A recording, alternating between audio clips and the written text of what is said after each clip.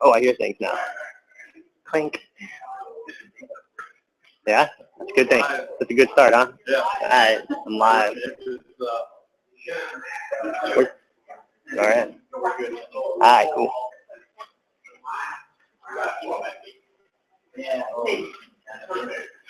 Or turn it up, your choice. One of the options.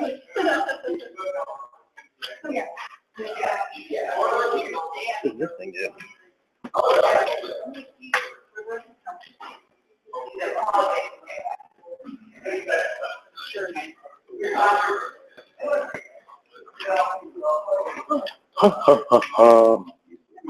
Was there initially like a roller ski clinic thing happening before this?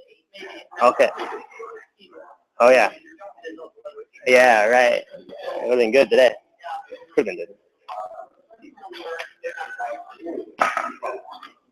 Yeah. That's why I like it.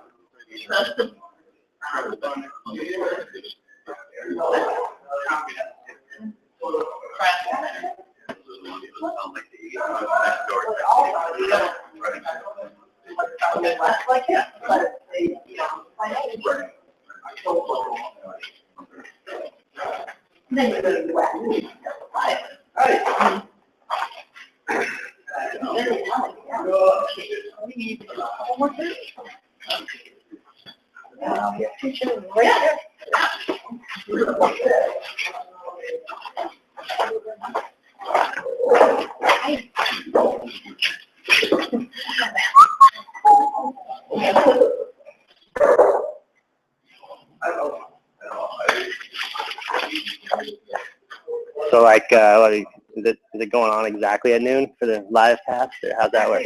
Exactly noon. Okay. Well, I got 85 seconds then before it starts. I'm not going to jump the gun in case someone's got their alarm set for their live cast. So will you guys tell me who you are? So I got an idea. No. I'm out there. All right, yeah. Who are you? Okay, cool. Okay.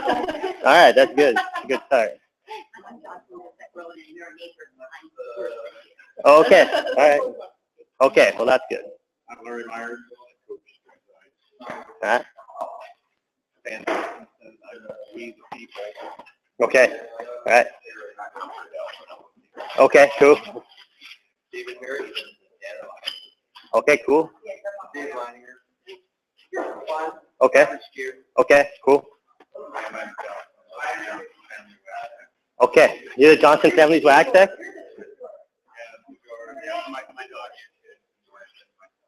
Okay, cool. Not the S.C. Johnson Wax Company, you said? Okay, because I know that they've been buying a lot of property up in Hayward. Okay, I was going to say, I didn't know they're that into skiing and that they have a full-time wax tech. Because if that's the case, I need to talk to somebody. I need that job. Okay, cool. All kinds of chairs come around here. All right. I'm just going around trying to figure out who everyone is and like why they're here. So what's your name? John Ross. Okay. Okay. Okay, cool. And you are? I'm Matt Paul. Okay. I'm his dad. Okay. Okay, cool. Right on. All right, well, we're 30 seconds into our thing here. So, my name is Jason Cork. I work with the USC team. I'm officially, my title is head men's coach, but I'm also, I write training plans and work with Jessie Diggins as well. She's not a man, but she's been working with her for the last 5 years. When I got hired 3 years ago, I kind of kept working with her. And then although I'm technically a coach, I'm also a wax tech. With the U.S. team, we have a pretty small staff compared to a lot of countries. So we usually have, oh, look at this, walked in here. We generally are waxing with like 6 to 8 techs on a regular basis compared to like some countries like Norway or Russia waxing with about 20 techs. So the good thing about that is that when things go really well, you feel like you really pulled your weight. It wasn't just like the other 18 guys who did their job.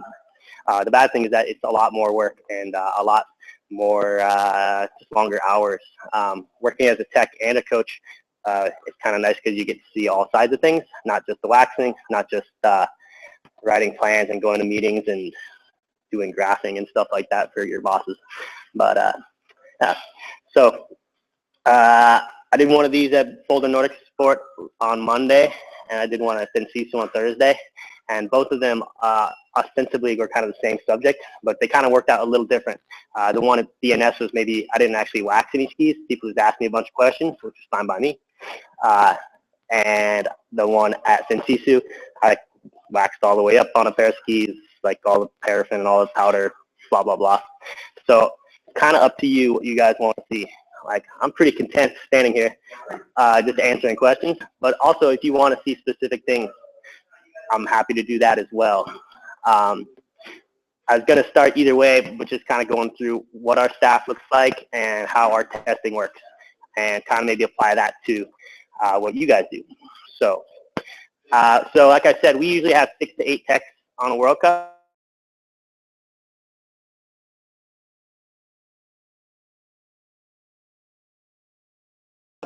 Have scored, then you get this big of a wax room. So if you have like one person, you get a 15 square meter wax room. If you have like, I think we have 12 or something like that, it's like 5 to 12 is like you get 2 rooms. So we have 2 15 meter square wax rooms. And in those we put 6 to 8 techs, so 3 to 4 benches, and then a lot of skis. Like at World Championships, each of the rooms probably had, like all these skis were in one room, and all those skis were in one room. A lot of skis. We're generally traveling with like 500-600 pairs of skis in the back of a van, so we have a lot of skis to mess with. The job of the techs, just straight up techs, is to choose glide waxes and kick waxes and structures, and to assist skiers picking skis on race day. So what we'll do is we have 6 guys. 2 of them will be Matt and Wickham, who's the women's coach, and myself, men's coach, and 4 of them are regular techs. That's all they do. Last year we had a guy named Gus Kading. He used to work with CXC. He was a tech. A guy named Peter Johansson, who's a Swedish guy. He just retired this year. But he was our head of glide and the general boss of the wax room. We had a guy named Oleg Gagilo. He was our kick wax boss, and he has been around for a really long time. He used to wax for Katrina Smigan, who's won a bunch of medals and world champs and gold and Olympics and stuff like that. He's the wax boss for kick. And then we had another guy named J.P. Lauren, a little French guy. He used to work with Solomon back in the day in the U.S. And he was kind of a jack of all trades. He does a lot of glide waxing as well. And then Matt and I are kind of like the guys who just wax skis. Like, they just give us the wax and we do that. So on a regular basis, what we're doing is we're testing we're showing up at a venue usually Monday or Tuesday. Wednesday we might do some small tests. Thursdays we might do a few tests. Friday is the day before. If Friday is the day before the race, not doing like a mini tour if it's a Saturday, Sunday race. Friday we'll do a fair amount of testing, and then Saturday and Sunday mornings we're doing a lot of testing, like a lot. It kind of depends a little bit on if you're doing a classic race or a skate race, but generally speaking, we're doing a paraffin test, a powder test, a topping test, a structure test, and if it's a classic race, of course, we're testing kick wax or clister. So the way our wax rooms work is we do all our testing in pairs for glide. So we'll make up a bunch of test skis.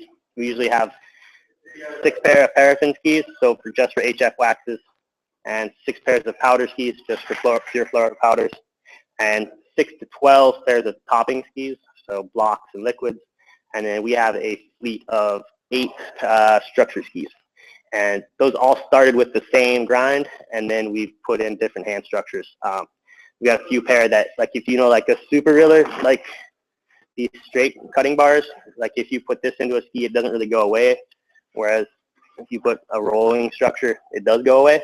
So we have a few pairs that are just big cut structure, and so that's probably 3 of the 5, and then the rest we can roll in a structure, and as you wax them and ski on them, the structure comes out. So some of those are a lot more versatile. And then for classic skis, we have a fleet of 8 clister and a fleet of 8 hard wax. So that's a lot of skis, and we touch a lot of skis. And on a weekend, all those skis, nearly all those skis are touching snow. So that's a lot of waxing just in and of itself. The other thing we do is we test a lot of athlete skis, of course, and on a given race day, for a skate race, most athletes are looking at around 6 to 8 pairs on a race day, and for a classic race, they're looking somewhere between 3 and 4 pairs. And the only difference is it's a lot. I think it's pretty quick. You can glide wax really fast. With clister skis or hard wax skis, you still have the glide to mess with, and you still have the kick to mess with, so it takes a lot more time. For testing, what we do is we do pair glide outs. So we'll have a fleet of skis, 6 pair of powder skis, let's say, and you get with a partner. So I would get my little French friend JP, and we would go out to the test track. That's one thing that's a little bit different at World Cup is they have a section of trail that they've designated as a test area. It might be on the course, it might be near the course, but that's where you can test. I think when I was growing up, I remember reading like the old like John Caldwell on cross-country skiing books, and the #1 rule is like never test your wax in the stadium. And the #1 rule in the World Cup is test where they let you test. So sometimes you're testing. Sometimes you're testing in the stadium, and the one thing that's maybe you're not picking the glide wax that's the very, very best everywhere, but you know that everybody is in the same boat. So at least you're getting consistent, like, if you chose a little bit wrong, you can assume that that guy also chose a little bit wrong. So if it's like full sun where you're testing and it's shady over there, that's how it is. That's just how it goes. So we do a pair glide out. So what we'll do is we'll start with 6 pairs of skis, and they're all numbered. Like there's this one of the series is 60 series, so it's 60, 61, 62, 63, 64, 65. So JP and I would get on pair 60. You get pair up 61. We'd ski up the hill and we'd ski down. It's usually pretty straight, and you just hold each other's hands and you get to the same speed and you tuck, and someone's gonna win. Let's say I'm on the left and I won. Okay, that means pair 60 is the best. So at the bottom we switch pairs. We go to the top again, and hopefully at the bottom JP's won. And there we know that pair 60 is the best. 60 beat 61 with me, 60 beat 61 with him. So then we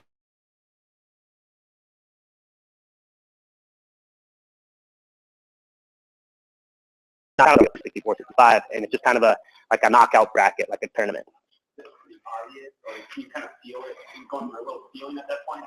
Generally, we're not. I mean, sometimes when you're skiing back up, you like come down. You like kind of ski them up the trail, or you'll be like, these feel pretty good, and then you switch them, you ski back up to the top, and you're like, oh wow, those are terrible. Actually, no wonder those got beat. We're generally not doing a ton of like by feel. When I worked with CXC and with Michigan Tech, and when I coached in Colorado, we would do everything by feel. That's one difference. Is like if you have 2 people, you can do glide outs. If you have 1 person, you need to put like 1 wax on one ski and 1 wax on the other ski and do it by feel. When we're picking wax on World Cup, we're not doing it that way. But when we're picking skis, we definitely are doing it that way. So it's kind of a little bit backwards. I think that you can still pick really good skis just straight by feel. But that's assuming that you have good feel. Some people don't. So that's basically how we do all the tests. So it takes about 20, 30 minutes depending on how long the test track is. And if it's a really steep downhill, you're like, oh, that's sweet. You can really see what gets up to speed fast. But then you got to ski back to the top. And then you're like, this isn't so sweet. So it takes about 20, 30 minutes to glide through a fleet of skis of 6. And so we have paraffin. So there's 2 guys doing that, and there's 2 guys doing topping. There's 2 guys doing structure. There's 2 guys doing powder. Sometimes if you don't have someone racing, you might be doing 2 sets of tests. But generally speaking, when we get to a race, we get there about 5 hours before the first starter goes, and that gives us time to make all the test skis, and they give us a specific window where it says it's a course. The race is at noon. They might say ski test area is open from 10 to 11:30, something like this. So it's a little bit different, whereas when you're working at the Berkey or you're working at a high school race, you kind of can, it's just like, go when you want to go where you want to go, do what you want to do. And that's really nice. It's convenient. But it's a little bit different. That's one reason why I definitely, when I came to the U.S. team, first time I was working with CXC, and I came to a World Cup in Czech Republic and one in Poland, and I was kind of like, there's a lot of staff here. There's not that many people racing. There's like 7 dudes. What are they possibly doing? How are they staying busy? And it just comes down to you're testing a lot more products, a lot more skis, and then the window that you can actually test is a lot smaller, so you can't really get away with 2. When I worked with CXC, I worked there 2 years, and both years for the Berkey, I was testing wax by myself the day before the race. And it worked out fine. I think Caitlin Gregg won both years, and Brian Gregg was like in the top 5. So it's picking good skis, good ski waxes. But if you were by yourself at the World Cup, you are at a decided disadvantage if you're trying to work by yourself. We see that sometimes, like the Norwegians and the Russians, and so they definitely have the biggest staffs. And then like like Great Britain, that's a pretty small staff, like 2 or 3 guys. We're kind of like in the middle. We're like the same. We have like the same number of staff as like Justina Kowalczyk does, and the same size that Poland does. Those are 2 different teams, but we're probably in like the median of team sizes, and same probably in the medium for number of fleets and numbers of skis that we're testing wax on. Definitely Norway is running out with like a lot more skis, but they have more people. So that's kind of how we choose product. When we do a classic race, a lot of times we're kind of having to make a little bit of a guess on glide, because if the window is really tight, you don't have time to commit. If you're going to put 6 people, so 3 teams doing glide outs, and you only have 6, that means no one's testing kick wax. So you have to make some decisions to say, okay, what's most important? Is it going to be paraffin or powder or structure or topping? And you just kind of say, okay, we can get away with choosing the paraffin and the structure today. Then we'll have 2 guys just doing those glide things, and we'll put the rest on kick wax. Generally, I try to put like 3 or 4 people on kick because 8 pairs of skis by yourself would take a really long time, and conditions change really fast. So that's kind of how we choose product. Do you have questions on testing and maybe how that might apply to what you guys are doing? How does it come together? How does the paraffin guy, top coat guy, and structure guy, how do you marry that? I mean, yeah. The fastest structure and the fastest paraffin on, and that really makes it fastest speed. Probably not, but that's kind of how we do it. One thing we've started doing is a lot of times we do, some of the tests happen simultaneously, like the paraffin and the powder tests. We'll be putting those out. Those are the first ones that will get done. And then when you get done, you'll get on the radio and you'll say, okay, on paraffin, pair number 63. And back in the wax room, hopefully someone writes down 63. So when it's half an hour later, you're not like, what was that one? Shoot. And then some of them, once we push further, we'll push the topping later if we can, and we'll push the structure later if we can. But generally, we're assuming a lot of times that if we put this hand structure on top of all of these skis, it's going to make the fastest ski. Yeah, that's an assumption though. One thing we started doing more this year is kind of doing application testing. So it's a little bit, it's like a logic puzzle. So we'll have 6 pairs of skis, and we'll say on pair 1, it's going to have a LF base wax, a paraffin, HF, a powder. And then in pair 2, we're going to have no paraffin, only powder. And pair 3 is going to have no base wax, but paraffin and powder. And we kind of break it down, kind of have all these things so that theoretically, when you get done with the test, you say this was number 1, this was number 2, and this was number 3. And therefore, we see that these 2 pairs of skis had the same pad powder, had paraffin. This one had base, this one didn't, but this one won. So that says, okay, that we need that LF wax.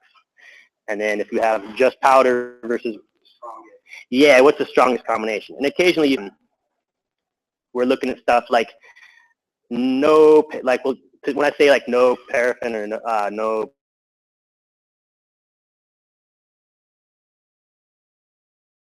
these are the glide wax cleaner. It doesn't like strip your skis like a regular clister cleaner would. It just kind of cleans off the top layer. And so we'll clean off a pair of skis with that stuff. You just put it on, let it dry, brush it out, wipe it down with the towel, and then just put straight powder on top of the skis. And occasionally that's better. So question would be, how many, these layers, Yeah. how far down do they actually cut? Yeah, right. And that's why we do those application tests, because in my mind, it's like, on the one hand, you're like, yes, you want to watch your skis a lot because that's important.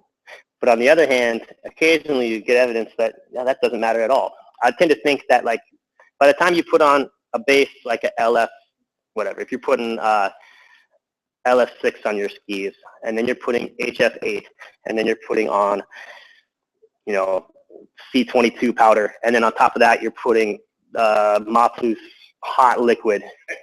Like, this one down here probably, most likely, is not as crucial as the one on top.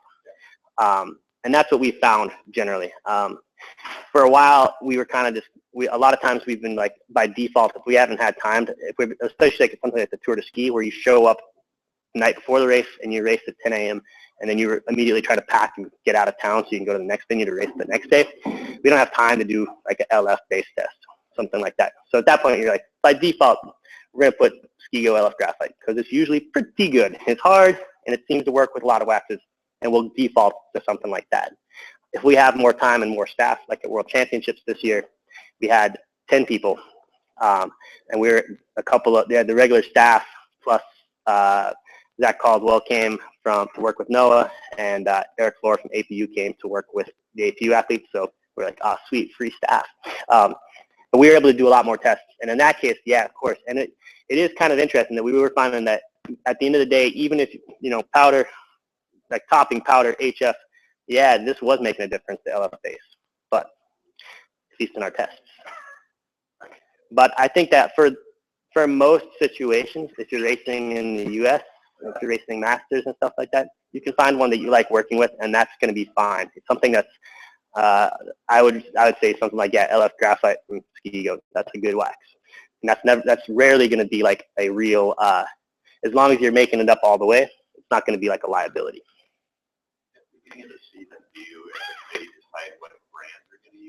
No.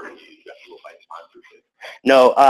So what we do is, so with the U.S. ski team, they have something called Ski Pool, and that's like all those sponsors. So there's a couple companies that are in the Ski Pool, and part of the agreement with the U.S. team is we get like a small amount of product, and it's like really not that big. It's like it comes out to being like 8 things of powder or something like that, or which is the rest of the wax we're buying. And the World Cup, what you have is you at the venue, at each race venue, you have manufacturers there as well. So you're not just, when you show up, you have all these little wax cabins that are the U.S. and Canada.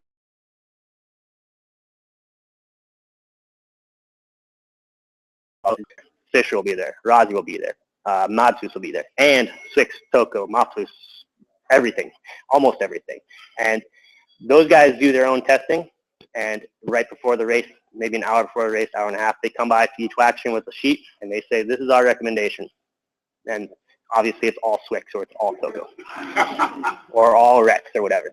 And then you can buy it right from them. You can run down to their wax room and yeah, you pick it up, and it's a good price. It's not like the most, I was kind of surprised. I bought some wax this year because Jessie was going out last year in the, she works with SMS, last year at Spring Series. She went out there, and at the end of the races, like the last day of racing, they were like, okay, and we're out of that powder, so what else have we got? Well, we'll put that powder up, that one's out too. They're making skis with like 3 or 4 different powders on them because they're almost out. At the end of the year, budget's tight. So I told Jessie that she had to give me money so I could go buy some wax for her, so that theoretically they'd go race and have enough wax. And then I bought some, and I was shocked how expensive it was. I haven't bought ski wax for a really long time. If you guys buy ski wax, I don't know how you do that. That's insane. Yeah. Exactly. Yeah, I was like, wow, huh. That does explain why we go over budget every year, because it's really expensive. But yeah, we bought it. It's a good price, but it's not like an insane. It's not like you're buying a thing of flour that you buy here for, what's a thing of flour, like $149, $150. It's not like you go down there and you buy it for $20. You buy it for like probably what you buy it for. It's a decent price, but it's not like they're giving it away. Every once in a while they'll give it away, but it's usually some weird like prototype wax that could be good, could be bad. So yeah, we use everything though. And there's some waxes that we use a little bit more of. Peter Johansson used to work with Skigo with Krister Maybach, who is a good skier in his own right. But so we used a fair amount of Skigo just because Krister and Peter from our staff had a good relationship. And Krister could come by and say like, yeah, this one won by a lot. This is a really good wax. And if he was like, well, it won, but it didn't really do anything special, maybe we're not really going all in on that wax. But definitely we're looking at a pretty wide array of products. So in spite of the fact that it's like, yeah, we're looking at 12 toppings. 12 toppings is a lot of products and a lot of brands, but it's not everything we could be testing. So. You find that at a specific temperature, this brand always tends to be really good. And then you got the temperature, you got to jump to a different brand. Not so much. I think we'll see kind of consistent air temperatures and snow temperatures, and then still see products win. Sometimes you have product that wins all the time, and you're like, well, that's great. That just has to be. It's more like venue specific, it seems, and maybe snow type specific. But it's not like we're going like, it's cold, so obviously we use Rex because it's cold. It's a little warmer, so now we switch to Swix. We're still testing a lot of stuff, and it's not super consistent where we see that, it's really gross and slushy and dirty, so we just go straight to the Mop Loose guys and buy all their wax. We test everything, and sometimes you're kind of surprised.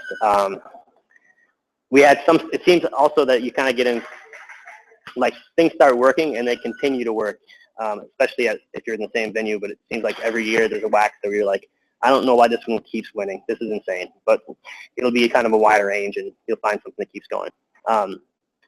In 2009, they had World Championships in Liberec, Czech Republic, and I came there in 2013. I came there to a race, and we were driving to the venue and kind of spitballing what we should test for paraffin, and they were like, oh, we got to try a Home and Coal Red Black.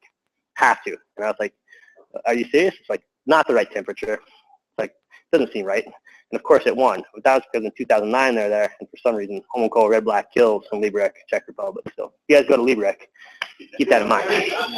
But it does seem like you have certain places you go and you're like, I don't know why, but this one makes no sense, but it always wins here. It's kind of the same a little bit with grinds. And that's a little more easy to explain. Like this year, I worked with Jessie, she worked with Solomon, and she has a lot of Solomon grinds.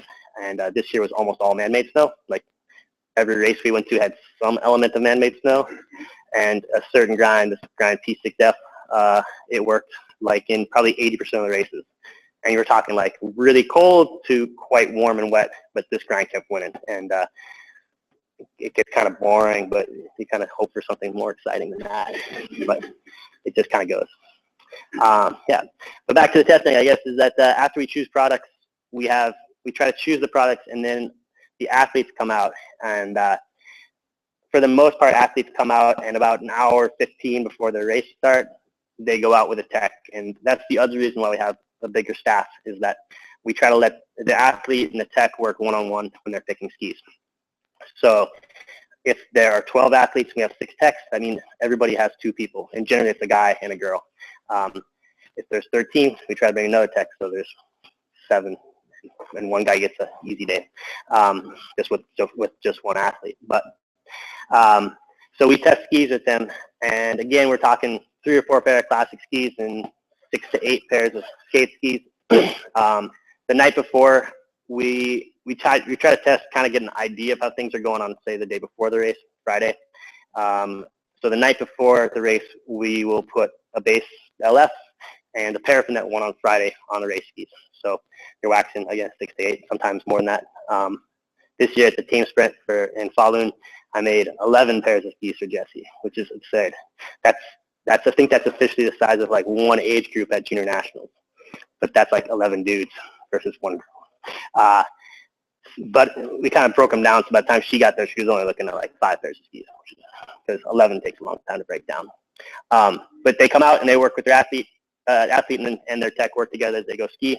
The way I do with Jessie is we ski 1-on-1. So if we have 6 pairs of skis, 4 pairs are being represented at one time. So she'll go on ski A, B, and I'll go ski C, B, let's say. Ski around and kind of decide, like, this one is faster than this one, or this one's really squirrely, or this one climbs good, but doesn't seem very stable on the flats. So eventually, I make a decision on what I like, and she makes a decision on what she likes, and then because she's the racer, she gets the 2 winners, kind of skis around on those, and eventually it comes back to me, and we kind of make a decision together. And so we break 6 pairs of skis into 1 winning pair of skis.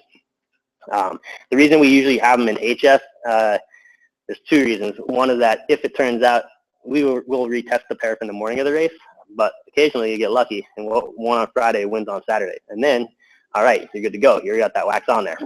The other thing is that if you try to, at least on the World Cup right now, a lot of these courses are quite fast in the downhills and kind of sharp turns. If you test a pair of skis that's quite slow, you're like, oh, that downhill's easy. So simple. You can just step the whole thing. And then you get a pair of skis that's been like fully waxed and is like 20% faster, and all of a sudden that easy downhill is puts you in the snowbank. So we kind of got to get skis that are a little closer to race speed when they're testing. So that usually takes about half an hour, maybe 40 minutes, depending on how things are. So that gets us to about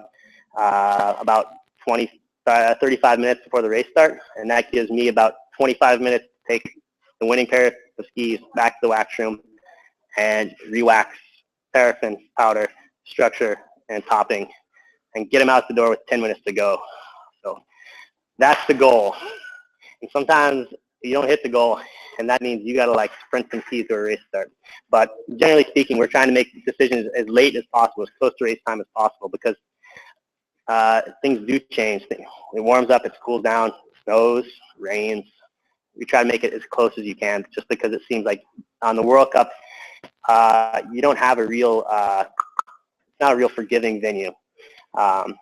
Maybe you can get away, like if you're doing like high school sectionals, you can kind of spitball, and the best skiers are probably going to win. On World Cup, you can see the best skiers not win because their skis aren't that good. So we try to avoid that. If you guys have questions about testing skis? Yeah. You get it down to like 4, and you adjust your out. Yep. You're on AB, she's on AB, or CD. Yep. Are they all flexed the same? No. Sometimes, I mean, you're not going to get a pair that you buy a pair of skis here. Yeah. Yeah, usually they're quite close. I mean, especially from what we're getting from our reps, it's not like you're like, when you go out skiing, you're like, whoa, that one's squirrely, and my right ski is squirrely, my left ski is not, and you switch, and like, oh, left ski is still squirrely. They're usually really, really closely matched, so you have a good idea. We have had a couple pairs where over the years you're like, well, this ski feels awesome, and she's like, this ski feels terrible. Yeah. What's the problem? Oh, because this ski is softer or stiffer or whatever. They're pretty close. Yeah. From there. Yeah. So the fleet that I work with, she has 28 pairs of skate skis and 17 pairs of classic skis. And she has a couple pair of rock skis, classic and skate as well. So and there's 13 grinds on those skis. So obviously some of those skis have like there's like 2 or 3 pairs of skis that have the same grind.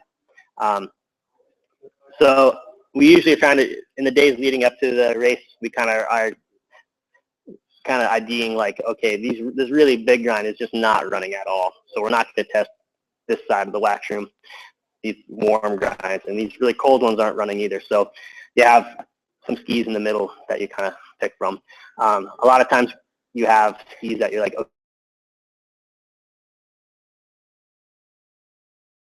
you're like, I'll definitely put that one in. But inevitably, I'm like trying to get it to 6, and I actually have like 9 I want to test. And so I kind of have to like feel their life force or whatever. Just kind of make educated decisions.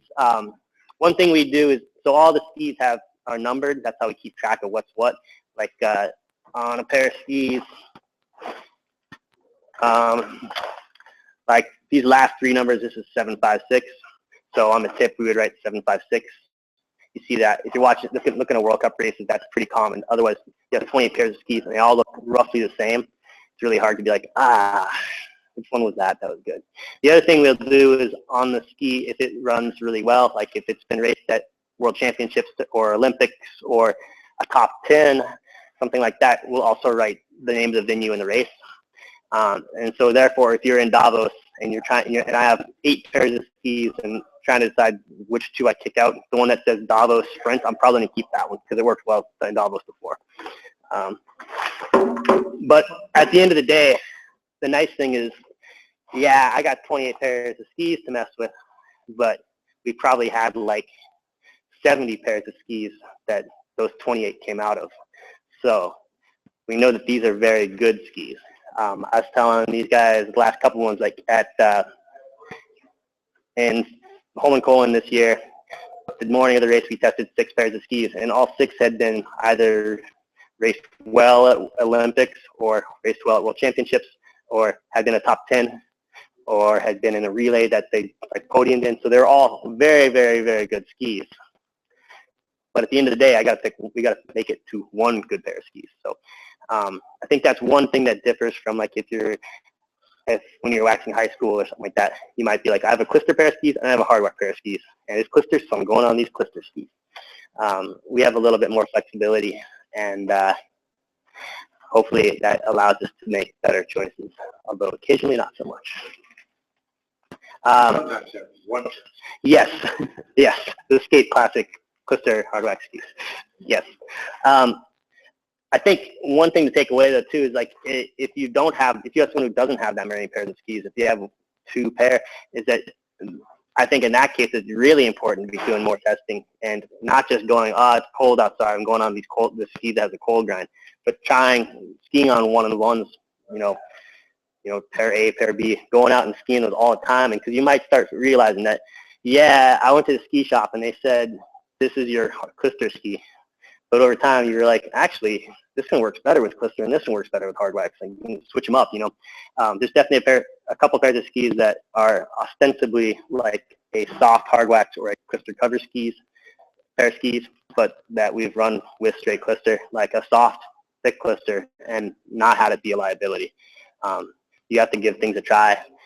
And if you got a limited number of skis, you probably should try everything at least once. What role does your confidence play in the World Cup skiers' confidence? I mean, the high school level of coach can put a lot of confidence into a kid by just exuding confidence. Yeah, right. You may not think this is a very good pair of skis, but we can convince. Yeah, right. That's definitely like the last few years. Like when I worked with Jessie for 2 years at CXC, and then the last 3 years with the ski team. And the first couple of years, she was really bad at picking her own skis. Like on a race, day before a race, let's say we brought 3 pairs out there and she skied them out, and she'd be like, maybe this pair? And then inevitably I'd go skiing and be like, nope, this pair over here. And then a few years ago, she decided like she needs to be better at picking her own skis and kind of being more confident, because it's definitely, if you have the ability to pick your own skis and you feel good about your choice, that's one piece like the puzzle of confidence. Occasionally, though, there's times where you find a pair of skis and you just kind of want to accelerate the process, and I might just say, these are what you're going on because these are clearly the best. Let's not like spend 35 minutes trying to like split hairs. These are better. We're going on these. And especially with skate skis, we made really good choices. It's a little easier with skate skis. I think if you're heavier, you can feel what the grind is doing a little easier, putting more pressure on the zones, and so you actually feel it better. With Clister and hardwax skis, the classic skis, it's got to be more that she's happy with the way they kick, because frankly, I can kick all her skis really easily. They all kick amazingly well to me, but I weigh like 40 pounds more than her. So. Yeah, right. It is kind of funny though, like I ski on her classic skis a fair amount, like pretty much all the time, especially her rock skis. And there's things that are common to both of us where like I'll be like, yeah, this pair of skis kicks out the back. Like you get on your kick, and by the time your foot comes in here, it's gone. And you would think that weighing more that would never happen to me. But the feel is pretty similar for both of us. I'm not sure how that works, but it seems to work. The only time when I'm really unable to test like classic skis with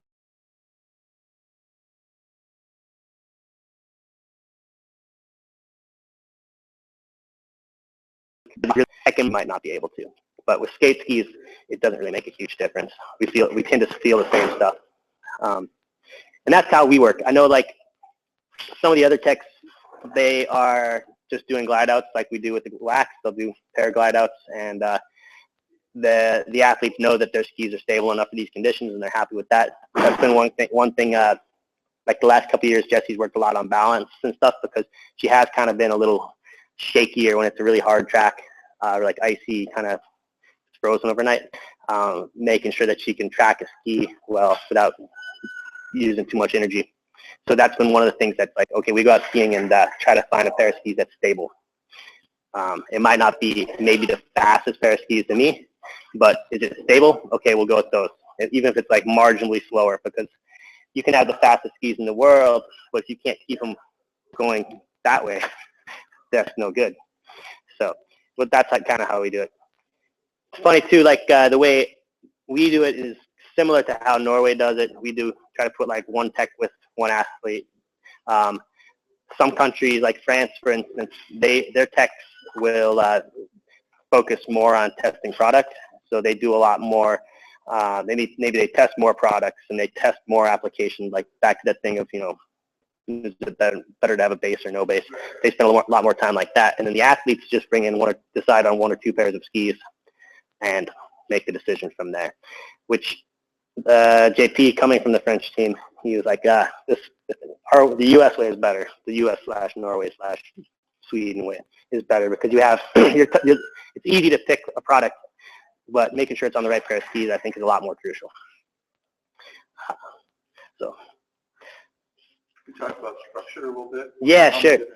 We don't see that very often. Yeah. Yeah, almost always we're rolling in a structure or putting some structure in. And for the most part, unless it's quite wet, we're using something like a roll-in structure. This is like a really basic one. Like Coco makes one that has one roller. That's really basic one, not a bad one either. They make some that have like the front wheel turns and it spins this wheel backwards down the ski like a tractor. We found like those tractors work when it's pretty wet, you know, a more deep and kind of complex structure. But for the most part, I mean, we're using structures that are almost exactly like this kind of stuff. Like nothing crazy, more linear, maybe like something offset, so it's kind of a crosshatch down the ski. But those are tools that, I mean, like I don't know what this costs, but I'm guessing it costs less than $100. You can buy the big tractors that cost like $500, but in my experience, you're better off buying 5 different ones of these than one of these tractor things. That's how I look at it. I mean, but there's definitely a time and a place for when you need to use those. The other stuff is like these cutting ones. We'll use like this is like a really fine one, and I don't think I've used this since I was like in college maybe. The big ones, like the 2 and 3 millimeter ones, that's the only time we're really using one of that when it's really wet, really slushy. But mostly we're putting in structure, and we're putting in structure almost every single race in some way. And again, like Dan asked, how do you know that's best? You guess a little bit. There's times when the nice thing with being a tech and knowing your athlete skis is you kind of get to say, this is fast, and knowing what that grind is and what this is going to do, I'm not going to pull the trigger and put that on there. You kind of have that kind of ability to make those decisions, and hopefully they're the right ones. But when you say you do use the cutting, yeah. How do you get that out? You don't. You don't ground. How about the other ones how long does that take? These rolling ones. All right, so this is a funny story, I think, is that I was looking online and just kind of like, if you go to like scholar.google.com, that's good research. You could type in cross-country skiing, and it'll return like thousands of articles about research on cross-country skiing. And there's one in there, I don't remember how I found it, but it was Olympia Toppen it's like the Norwegian Olympic Committee. It's like US NOC or USOC in the US runs up training facilities. But there's one about waxing and how things worked out, and they had a thing about structures and how long they take to come out. So rolling in a structure, they're saying like if you ski in icy conditions for 10K, this structure will come out, 60%. 60% of the depth that went in came out. And that's pretty arbitrary because like, yeah, how icy? You know, how wet was it? How dry was it? But, well, how deep did this go? But it'll come out just in skiing. You'll see that too. You'll roll in a structure, and you'll be like, wow, that looks cool. And then they get done racing, and you're like, what happened to that structure? It's all gone. And then hot scraping, it'll pop out. I'm making up these numbers, but they said, you know, a hot scrape, you roll in the structure, and it goes, you know, 0.5 millimeters arbitrarily. Hot scraping takes it 80% of the way out of there once. Hot scraping it twice takes it 90% of the way out of there.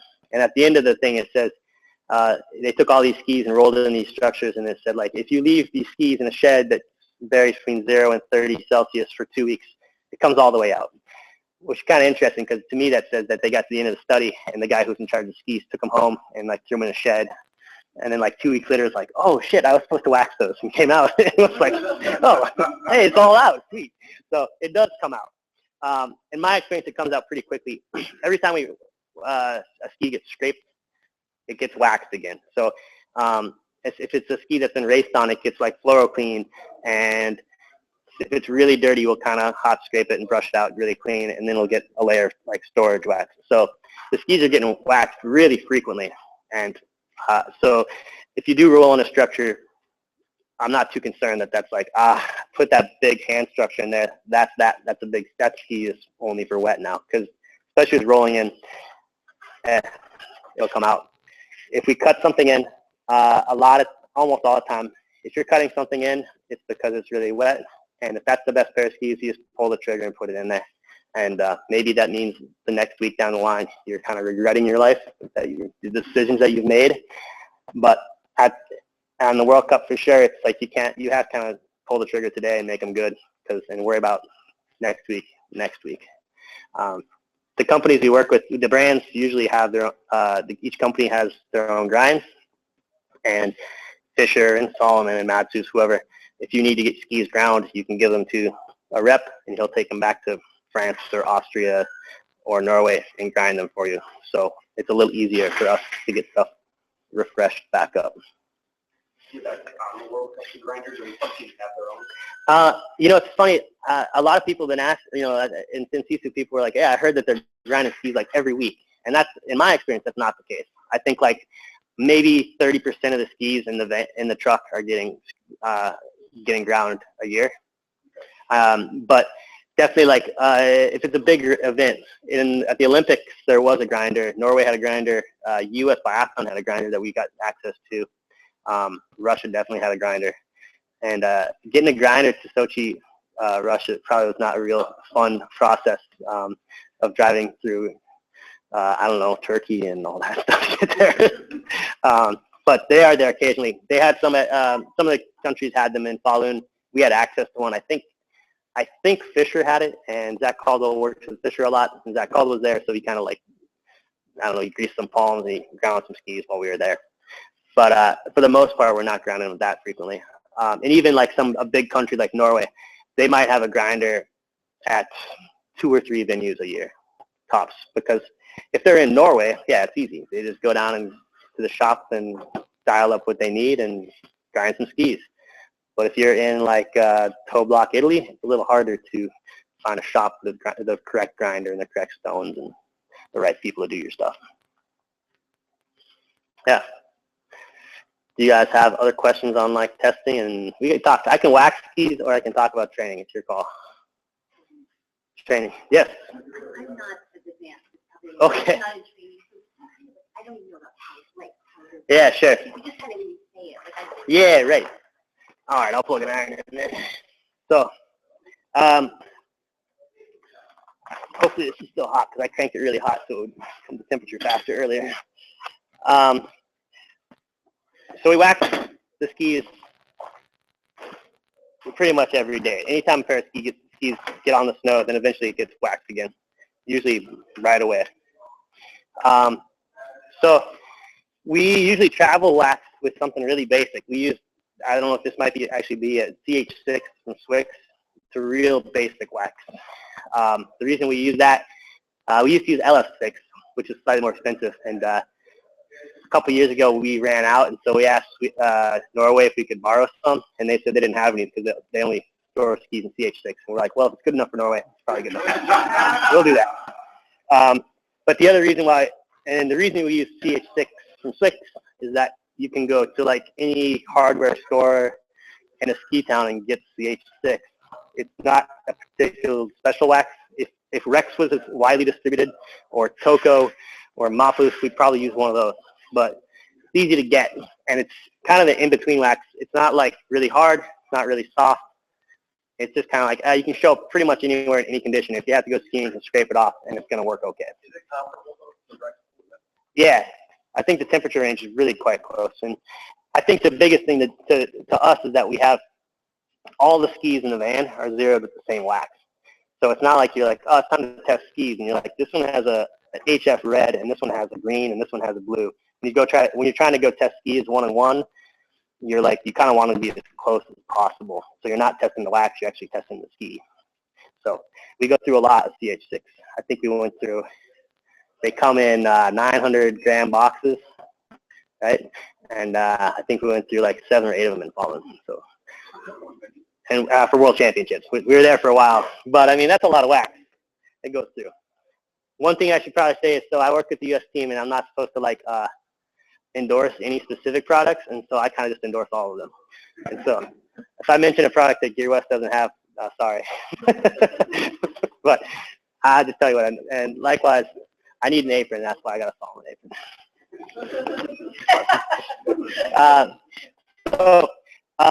One of the first things we do is, this is actually the same iron that I use on World Cup, only mine has a Euro plug. One thing I do is, when I get them, is keep them pretty clean. Like, these are shiny and pretty nice. If it gets super gross, we can just like fiber text the sides or fiber text it, or if it's really bad, you can take like a pretty fine sandpaper and just sand them down. I know a lot of people put on wax like this. They drip it on, but that's not how I go. That's actually not CH6 because that's too soft. You can drip it on, but to me, I think that wastes wax. You can like cran it on, and we'll definitely do that with some of the softer waxes. But generally, I put wax on by like dragging, like that. So therefore, when you get your iron, you gotta make sure that this edge hasn't like, you didn't like kick. Yeah, if you drop your iron and the edge is all like sharp, then you're like grinding your skis. Don't do that. So just take some sandpaper and make sure that's smooth. I know Caldwell a few years ago, because he's kind of a nerd, kind of measured how many times he could wax a pair of skis by dragging versus craning versus dripping. And he said you could get just as many skis dragging as you could from craning, but dripping was used the most wax, so we went through that. One thing I'll say though, this drives me nuts in the wax room, so if you're going to cran your wax, you need to hold your iron like flat. A lot of people cran like this, and if I do this long enough, it's going to start dripping off. And I'm like, oh yeah, hold it like this, so you can just put it on like that. I didn't pay for this wax, so I'll just waste it. It's not my floor, so. So you put it on, and I don't really spend a lot of time like ironing back and forth. I know like some people, I've heard people like, oh yeah, you want to get it so like the whole thing is molten. That's a really bad idea. I think that cooks skis. Pretty much when you're ironing a ski, you want to see like a kind of tail of molten wax that's maybe 1 inch to 3 inches behind it at tops. And all these waxes, when you get the packaging, stay on it. 135 degrees Celsius. So I just read the thing. How hot is this? That's how hot the iron goes. You can trust, for the most part, what those guys say. One of the things we do on the World Cup that's a little different that I hadn't done. The other reason why you don't drip wax is because it gets your iron all gross and full of wax, and I'm kind of OCD about that. So one of the things we do right away is scrape the groove. And that's partially just because it makes it, when you come to scrape them later, it's easier. You're not trying to like chip wax out. For soft wax, it's really not that important. But if you're putting on something cold like a green or something like that, and you come back and you try to scrape the groove, a lot of times it's in there so hard that it's kind of a pain to get out of there. So you scrape the groove. And then if I was putting the skis in the van, that would be it. Leave them with wax on, come back to them later. I'm going to try to put this iron somewhere where I don't kick it over. What would be the difference if you put on a green or a graphite? Yeah. To get it on there, sort of grading it or something? Not so much. I mean, I definitely, we have the irons, this one goes to 190, so that's way hot enough to melt anything. If you drip it, it tends to bead up. And it pops off, right? I think that's why I drag. Sometimes if it's something really hard, yeah, like a green or a graphite, you might drag like a third of the ski and iron it, drag a third of the ski, iron it. That's one reason too, like that, you can see that iron's got a base that's a couple centimeters thick. It holds heat really well. You have like, this one's actually a pretty decent iron because it's relatively thick too, but some of the irons have like a really thin base. And they come to heat fast, but they lose heat fast too. When you have more kind of thermic mass, you don't have as many problems with that. You can kind of, if it's kind of a hard wax that might chip, you can kind of like walk it up like that and get it going. But yeah, definitely though, I've done that where you grate the wax and all that, but I haven't done it for a while. I'm not neat enough to do that. It gets wax all over the house. So that's wax on, and wax comes off pretty easy. So how many passes about a quick time are you actually ironing in? About as much as it took there. I think every once in a while I'll be bored when you have to wax like a lot of skis, and I'll kind of time how long it takes. And it definitely takes more time to apply than does the scrape, which is kind of backwards to what I would think. But it's, I mean, a pair of skis on the bench like maybe 45 seconds. So it's going pretty fast. It's not, and it's, I know like back in the day I remember hearing like, oh yeah, all the World Cup techs, they just crank their iron to like as high as it goes and just smoke irons and just wax really fast. That's not how we do it, at least. I think you're going to destroy your skis if you do that. But, usually keep the scraper really sharp. This is a Red Creek one, and I've had it for 3 years, and now it's finally tiny enough. So it used to start it out like that big, and now it's this big. But you sharpen them on like, if they're if they're convex like this, you just kind of take a piece of sandpaper and go get them flat. And then there's a scraper sharpener, like there's a few of them. There's like the Toco one that's got a little ceramic blade. There's one that's got like a bigger one that we use that has a little blade, and you just kind of just shaves this down and makes a really square, sharp edge.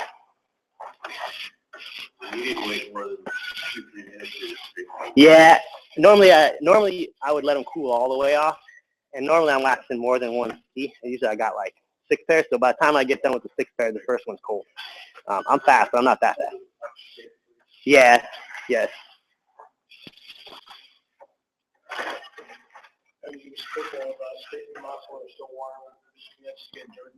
Yeah, I don't really do a lot of like straight up like traditional hot scraping. That's like one of the questions people have is like if you put like a powder on your skis and then you hot scrape your ski, I don't think it works that well. You're putting on a powder at like 180 degrees Celsius, and then you're trying to clean it with the wax that's putting on at like 115. I just don't think that's going to work. We use a lot of fluoro cleaner. This is a Swix Glide Wax Cleaner. I mean, a lot of companies make them. I know Plouffe makes one, and the reason I know that is because the can is, instead of, this is 500 milliliters, and they make one that's 1,500, and we buy that one because that way you don't run out as often. And that's the #1 reason why we use Plouffe, because you're not like, the worst thing, like I was saying, all these venues have people that'll sell you your wax, and inevitably maybe once a week you're like, oh no, we're out of this powder, and the race starts in 3 minutes, and then you have to send someone to like sprint over and knock on the door, and hopefully they're there and buy the powder. But yeah.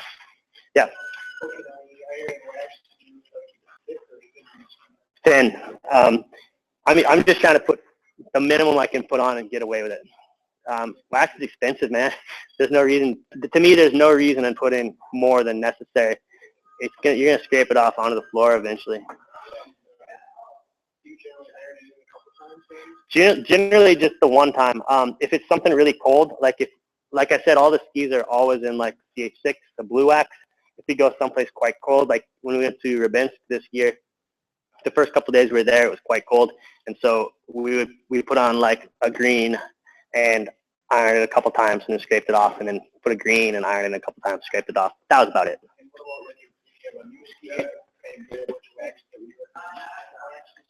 Yeah. You know, it's funny. At least the skis when you get skis new that have been ground well, we haven't found that you need to do that much prep on them. Like literally, so in 2013, Jesse and Keegan got the gold in the team sprint. And the pair of skis that Jesse got, they brought them to me the afternoon before at like 4 o'clock. Said, hey, some new skis, they have this grind. They're really good. They've been good. There's a guy named Jason Chapuis from the French Nordic combined team, and his skis were insane. Like he'd come into, if you watch, I don't know, no one's probably going to download any videos of Nordic combined from Val d'Isère, but when you come into the stadium in Val d'Isère, there's a little bump, and it comes down, and it goes this, you can lap around or you go to the finish. And he was in a group, and every time he came to that little bump, and it wasn't a big hill, he'd be standing there like this, and everyone else would be like tucking and then working. It was like, okay, clearly we want a ski with that grind because it seems like that's really good. But they dropped a pair of skis out at 4 o'clock, and they got waxed like twice with LF6 because that was back in the days that we were using L6. And the next morning they got, and then that night they got a different LF and an HF. They got tested the next morning. They got a new LF, a powder, a topping, and they got raced on. And they were very good. This year, the pair of skis that Jesse used in the team sprint, and I think those skis were very good as well, maybe contrary to what the result was. We got those that morning. I think the race, I think they did the time, the first semis at like 11, and they showed up at like 9:30. So 2 layers of CH6, LF, a paraffin, get tested, another HF, get raced. And that same pair of skis is what got raced in the 10K for a silver. So at that point, that pair of skis had been waxed with a paraffin less than 10 times. So back in my day, you get a pair of skis, and you like, first you get like a metal scraper, and then because they show up and they'd be like this, and they'd be like this, and you like metal scrape them and sand them and try to make them resemble what a ski base is supposed to look like. And then the conventional wisdom was like, you wax them like 50 times, and then maybe they were something, and then you could go start skiing on them. And I think the biggest difference then is that nowadays you're not like sanding them, you're stone grinding them. And the better stone grinders are making skis that are really precisely cut. So this is if it's coming off and the ridge is supposed to look like that, it looks like that. It doesn't look like all fuzzy. That's where I think people need to like wax their skis a lot, is if the grind's not very precise, then you're having to do a lot of fiber texing and a lot of waxing with hard and soft and all these different waxes trying to get the structure clean. Yeah. On one of these days, I mean, a marathon ski day, when we've got like 4 or 5 coats. Yeah. How well do you brush out those early ones? Do you totally brush those out so there's no dust coming up, or are you not as concerned about? I generally do well, mostly, I guess it depends if you're going LF to LF to LF or something like that. If you're going if you're trying to put LF, I'm going to say LF green, whatever that is. If you're going to do like 4 layers of that, I wouldn't mind brushing. I wouldn't bother brushing them out. You're going to put the same wax on there again.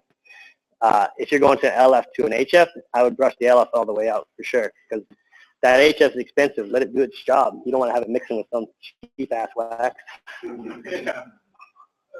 Along the same line, how important is it that people always talk about, you put the first layer on, it's a paraffin, right? Yeah. And they say that's going to bond best to your ski base. And then, you start getting up into the more expensive ones, but you have to do it in progression because high floral will attach itself to paraffin. You need to attach it to a low floral. So can you kind of just say what's the general guideline? Yeah, I mean, I would say that in spite of the fact that we do all these kind of application tests, we're seeing, maybe that LF isn't as important for speed. Maybe it is for durability. I would be really hesitant to put, even if it tested well, to be like, oh yeah, we're just going to floral clean these skis and put just a floral block on it and call it good, because that's the fastest. I mean, it might be fastest for 300 meters, but if you're going 50K, you probably want something that's good for 50K. In that case, almost every time we do a test, maybe 80% of the time, we're finding that, you need an LF and an HF and a powder and a topping. You have to do it in progression so that they bond to each other? That's how I understand it. That's what I've been told. I don't really have the chemistry background on why that would be, but you're saying that's the way you do it.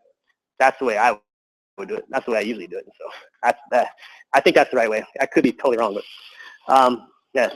So they've been scraped, and then we brush. I use a brush. This is a Swix one, but and there's a Toka one and a Home and Coal. And they all look exactly the same. They got a long steel bristle. They got a little thing of nylon. I think if you went on like Alibaba.com, you could buy these for like $8 for gross or something like that. They're not that special, I don't think. It doesn't really matter if it's a Swix or Toka. I use a long steel. It's kind of a coarse one, and we try to knock them down. I know you can knock them down on like a stone grinding machine to like make it so they're not so aggressive. I've also knocked them down on like a cinder block or a brick wall or a sidewalk, and it works just as fine.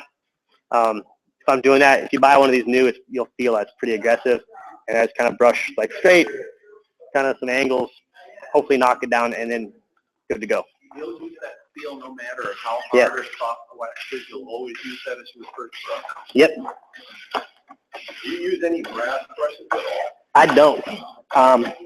Some guys do like there's a finer steel that's approximately as soft as a brass. It's just a really thin gauge bristle. But I don't really use one. I pretty much just use steel and a nylon. And that's pretty common, at least in our wax room. What's that? It does. I think the nylon. This is, to me, this one's more just removing wax. This ski is really convex here. To me, this is just removing products, removing wax out of the stuff, out of the structure, and then like a harder steel, kind of, I guess, anneals the base. I guess that's the word. It kind of makes it a little harder.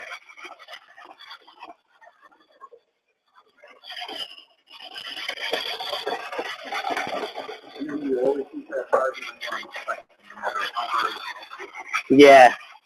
Hopefully, between scraping and steel brushing, I got most of the wax out of there. But that's, anytime I'm waxing, that's what I'm doing. Yeah. Steel brush, so these are like unidirectional. It's got a handy eight. So this isn't my ski, so I don't care. If you do that, you can see it sounds really bad, and it raises. Don't do that. And probably like 3 times a year, I'll be like talking to someone, I grab the brush, like, and you get instant feedback. You know that's not so good.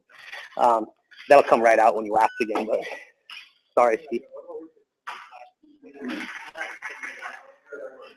Like a softer one or a horsehair?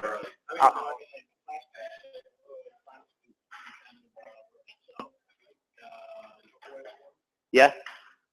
Other than the steels, I'll go back and forth on all of them. Yeah.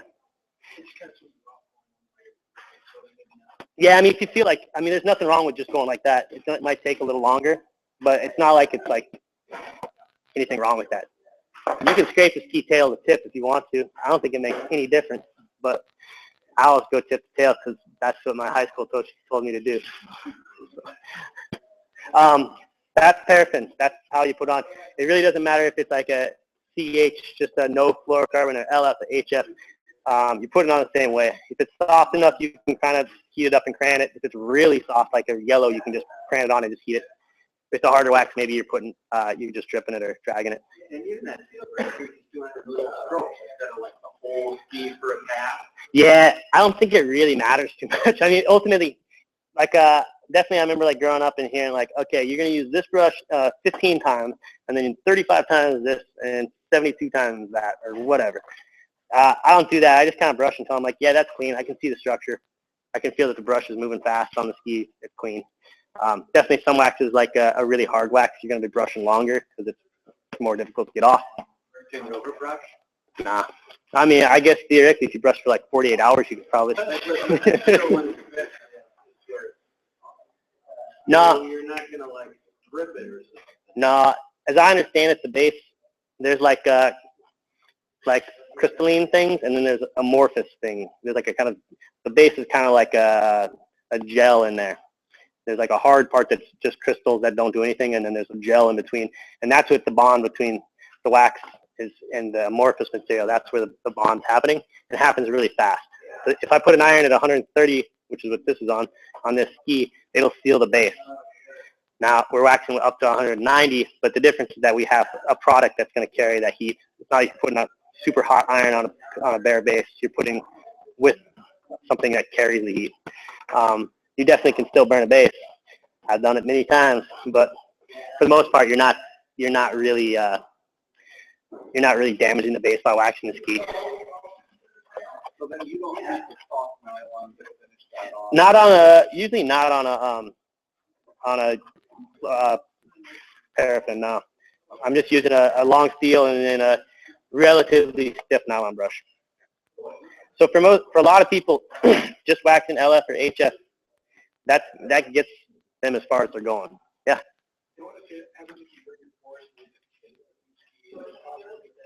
Yeah, for sure. So what's that? Like a fiber tex.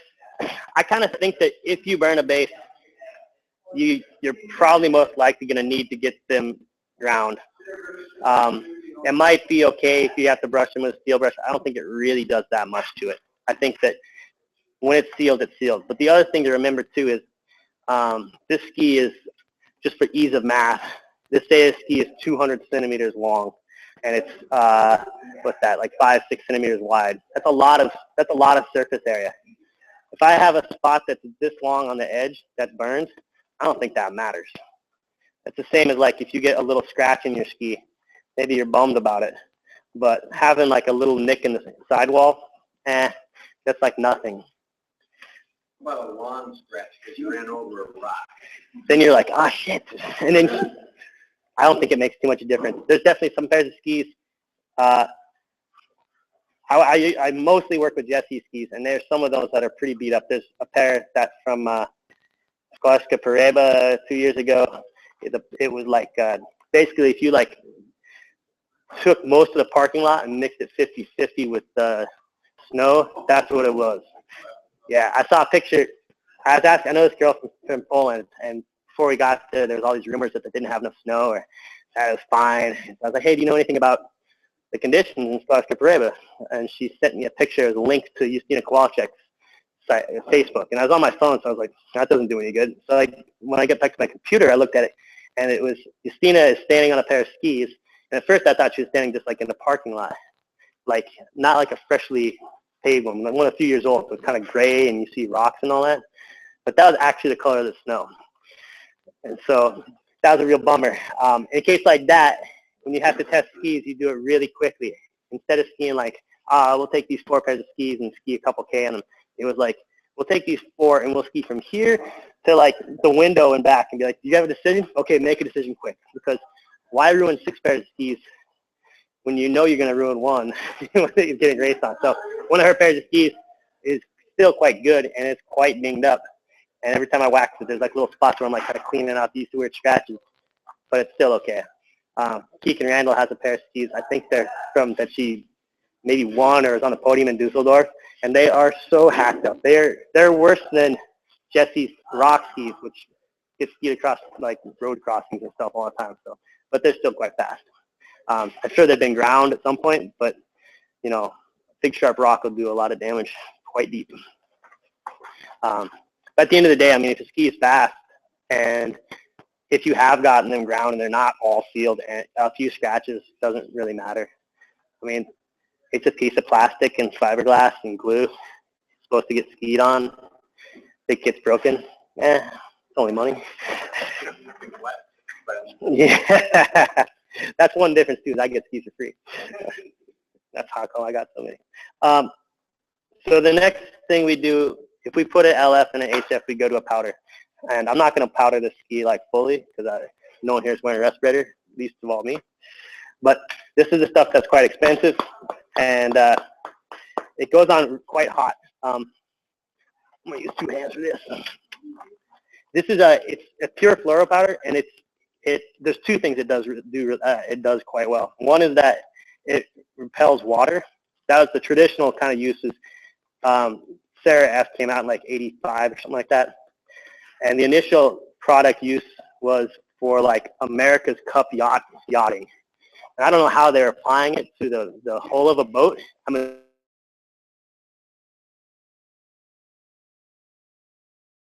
phobic. So there's kind of a classic thing a lot of wax companies will show. It's like you spray water on a base that's just had like an LF or an HF or a powder. And on a one that's been powdered, you have really, really small and distinct like droplets of water. And so when it's really wet, that's traditionally what you use the fluoro for, because it made the ski glide faster. And so up until maybe 10 years ago, in my mind, it was like, yeah, you don't use it when it's cold, because it's not that wet, it's cold. And the things that they progressed more, and the other thing that they do well is they make a base hard, which helps glide on the snow. And maybe to me, the biggest thing is they help keep a ski clean. A lot of times when we go out and test,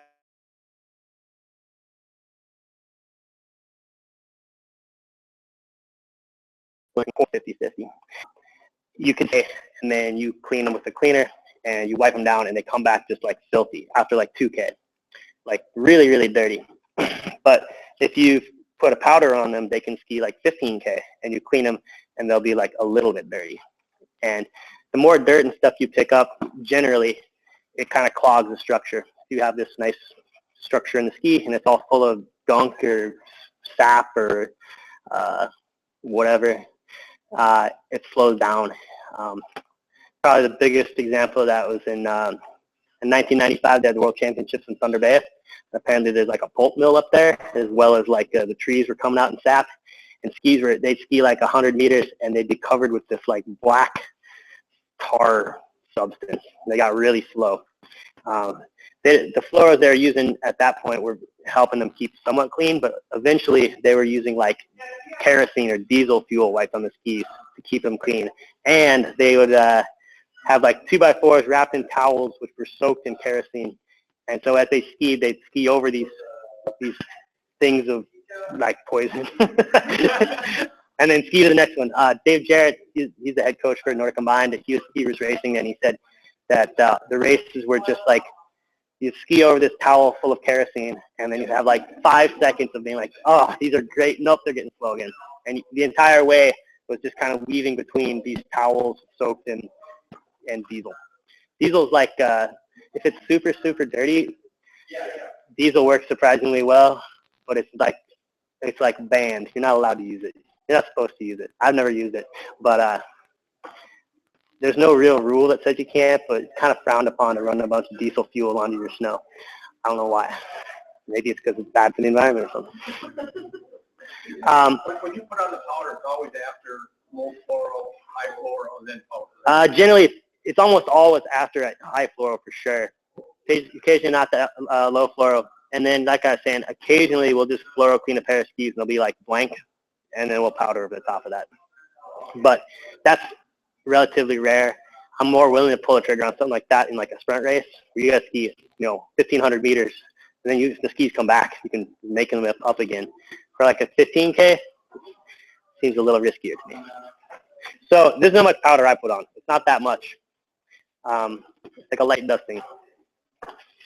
I've seen people put them on, like usually if you see like a video that one of the ski companies puts out, they're like, yeah, but that's a little aggressive. I think a lot of these will say like, oh, this does like 4 to 6 pairs of skis. And I think that's putting on quite liberally. But I think you can get more like 10, 12 pairs. So this is a hot iron. This is at 180. Okay, so I'm going to pop this off there. So we can see that's it. So we see that here it's quite black, obviously. That's bonded pretty well. Here it's white. It hasn't bonded quite as well. Here it's white. Here it's white. So what we've been doing a lot, or what I've been doing a lot, is what our French dude calls regeneration. One thing I learned about like French guys is they'll use words that don't make sense in English, but I don't know where they learn them. One of the other words they use is polyvalent. Does anyone know what that word means? They'll say, this kind is very polyvalent. What the hell are you talking about? It means it has a wide range, and I don't know who looked up this word and found an English equivalent called polyvalent, but that's not a word we use. So a regeneration is just brushing them up like this. It brings it up, the powder up a little bit, and then that's exactly what I do is run my finger back down it, which is obviously the best way to do things. And then we iron it again. And don't ask me why I do the whole iron the first time and I use just the edge of the iron the second time. That's just how I end up doing it. And so my theory is that, okay, the first time it was like mostly black, but there's a white patch here, white patch here, white patch here. Now there's still white patch there. But my theory is that it's better. You got, eventually this is all bonded at least once, maybe twice. And maybe let's say the first time you put the powder down and didn't do anything to it, 80% of the base had powder on it. And the second time you do it, maybe 95% of the base has had powder on it. That seems better. I'll take 95 over 80. That's an A versus like a B minus. Your interpretation of the color is that black and white is like you said. Yeah, I mean, that's, I just kind of tend to think like that means it's been melted. And that's got to be hooking up somewhere. So, well, the only reason I'm kind of belaboring that is that we're all worried about burning our expensive. Yeah, right. Yeah, I think that if you put enough product, and again, it's like not that much product, so you go quite fast. Like, I've definitely seen people, again, I don't assume that this pair of skis isn't that important. That's my assumption. That's where we're, you see people put on a powder and they're just like, and you're like, no, you got to go faster. Like, that fast. Okay, they don't even have bindings on them, man. So for the most part, yeah, I mean, you're moving pretty quick, and yeah, it's quite hot. But in my experience, it's not like sealing the base because you do have something in between that's taking that heat. I know like if you did this like every day, you're probably going to seal out your base pretty well eventually. Maybe it takes all winter. But if you're pretty careful, I don't think it does. I mean, I wax a lot of skis, and maybe I don't see that much damage to bases. Would you say that generally all the powders are around 160? And up, yeah. Yeah, we usually, I'm kind of, I think you can go 160. Some of like the really cold ones, I'm trying to think of the one, I was just talking to Brian and Greg about this. Skigo C44, it's like, oh man, it's the worst in the world. It's a good wax, but it's the worst in the world to work with because it's iron has to be like almost melting aluminum off the base. It's the worst to work with because it doesn't melt very well. Some of them are easy. This one actually is pretty easy to work with. But the actual temperature it melts at makes it kind of easier to work with or harder to work with. And I think like if it's easy, you're not going to, you can iron quite quickly and it doesn't matter. It's not melting your base. It's not damaging. Can you comment on locks? Because yeah, for sure I will. Yeah. So I'm going to turn my, yeah. So what about the sparkles that come on when yeah. ironing? Is that an indicator of anything? I don't know. When I grew up, it was like, oh yeah, you got to make sure that CRF is sparkling. I think that's more an indication that it's actually like has actually melted and is it kind of off gassing. You see those little sparkles. I didn't realize this because most of the time a wax room is like kind of poorly lit and there's not good sunshine coming in.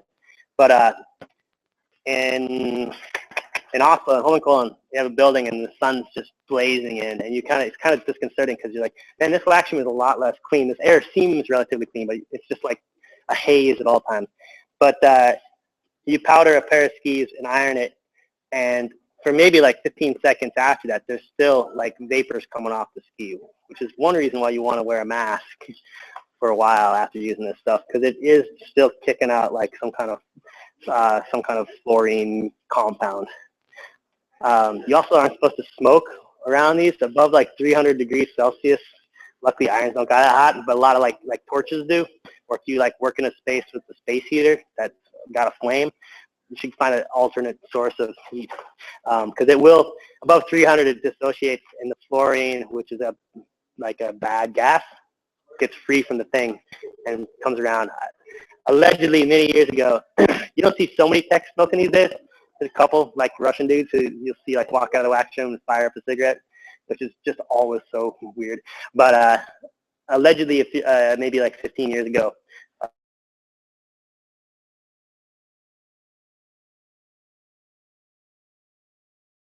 fluorine fever.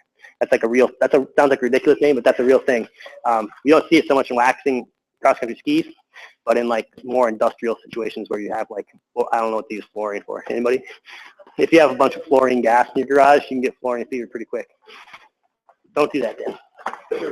Make sure the base is dark rather than looking for the yeah, I mean, I guess the Yeah, that's what I would do. I mean, I think if you're looking for sparkles, then you kind of get yourself in trouble where you're like so busy staring at if it's sparkling or not that you're moving your iron slow, and you're probably going to burn your base.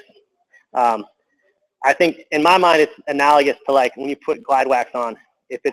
If it's like not bonded, then it's not bonded. You just want to make sure that if it's black, to me that's an indication that it's actually been melted and is doing some interacting with the base in some way.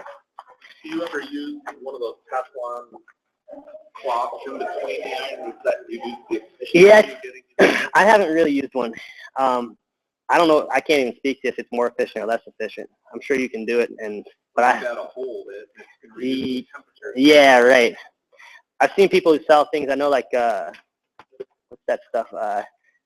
Keegan's working with this brand OptiWax, and they make this like tape, like hooks on the end, and you put a piece of it's basically impregnated fiberline maybe, and then you just like iron over the top, and you pull the stuff off, and then you don't have to scrape. You just brush.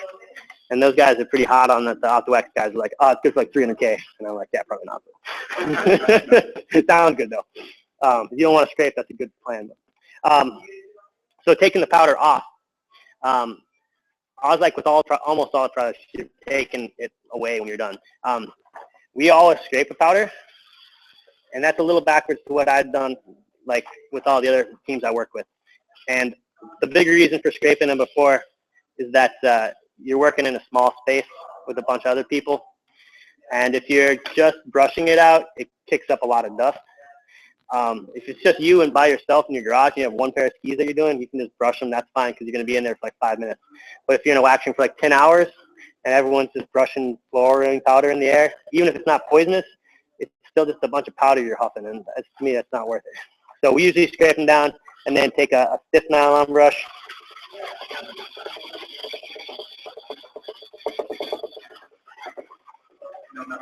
What's that? No, I don't really use a metal piece. Occasionally, there'll be like a really hard one. Yeah, I use like a hard nylon and then a softer nylon or a horsehair. And this is the softer. This has an arrow, but I'm going to disregard that.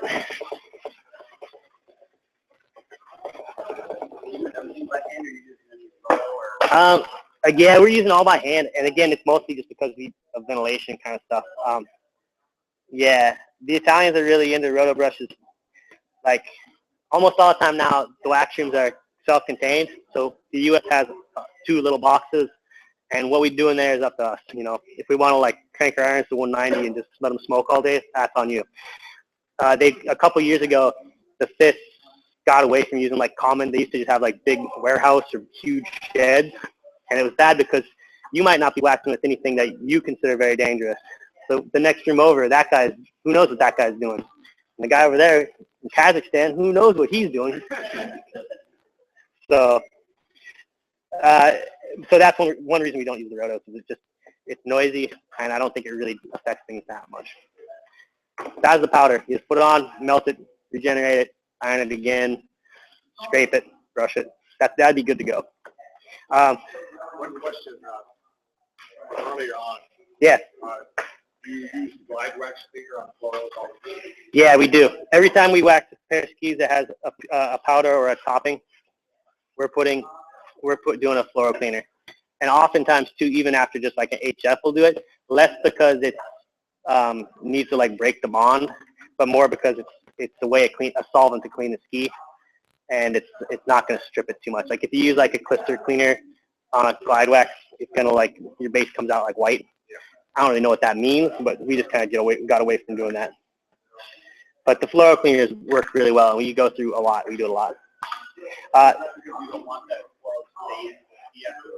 Yeah, well, I think mostly,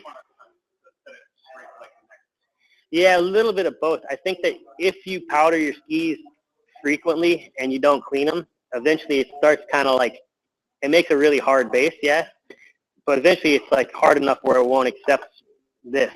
Like if smokes, I should let that plug in. China's this.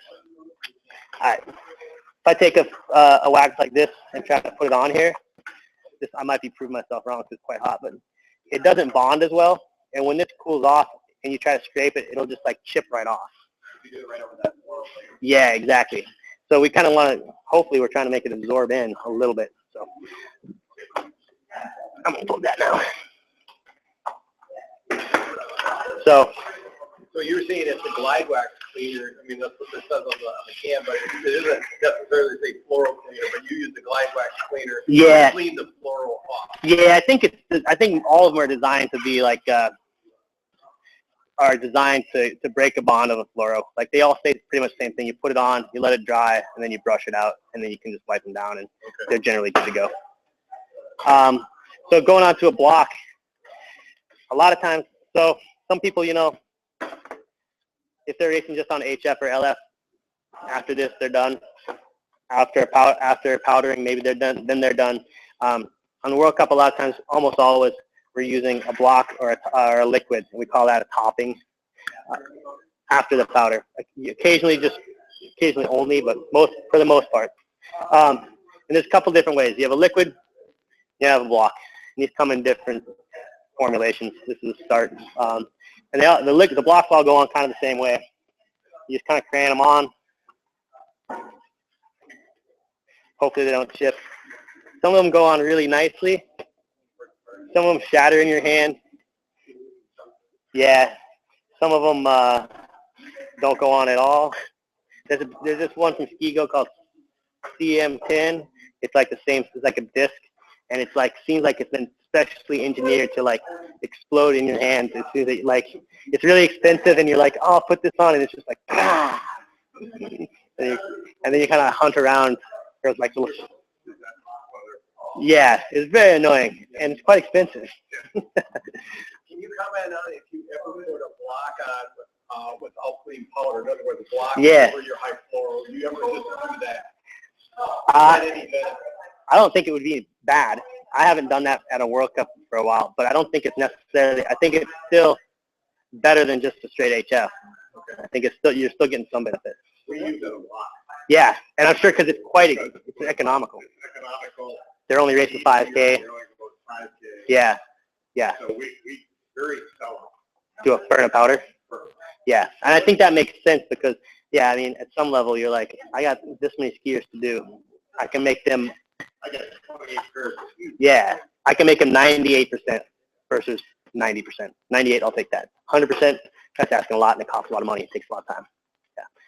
So what are you doing right there? So this is a fluoro cork. This is a Red Creek. I'm not supposed to endorse certain products, but we use this one a lot. It's quite heavy. If you guys want to, it's heavier than it looks. It's really dense.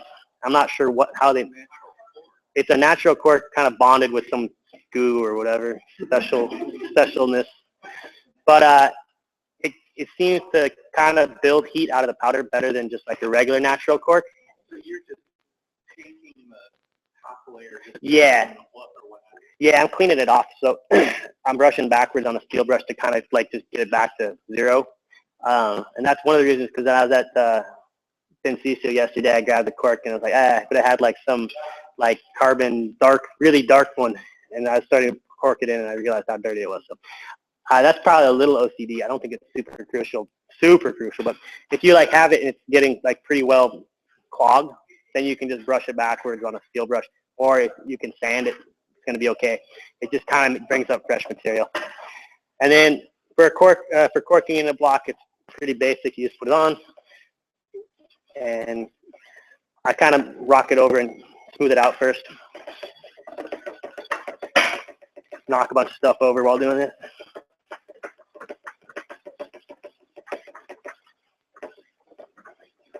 And that's about it. You can feel there's a little bit of heat to it.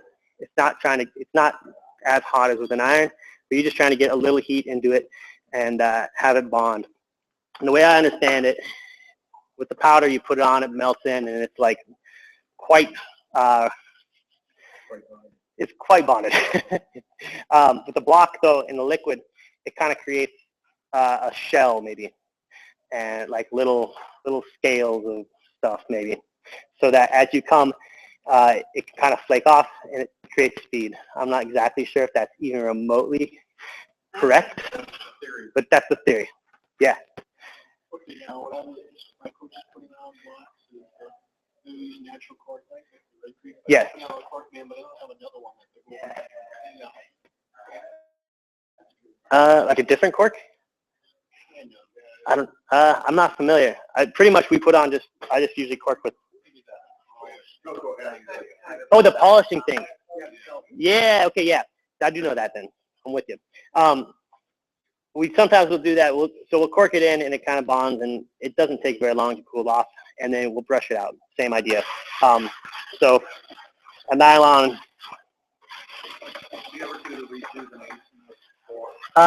Occasionally, if it's really dirty, like if it's really, really dirty, nowadays, like in a 50 and 30K, you can do ski exchanges.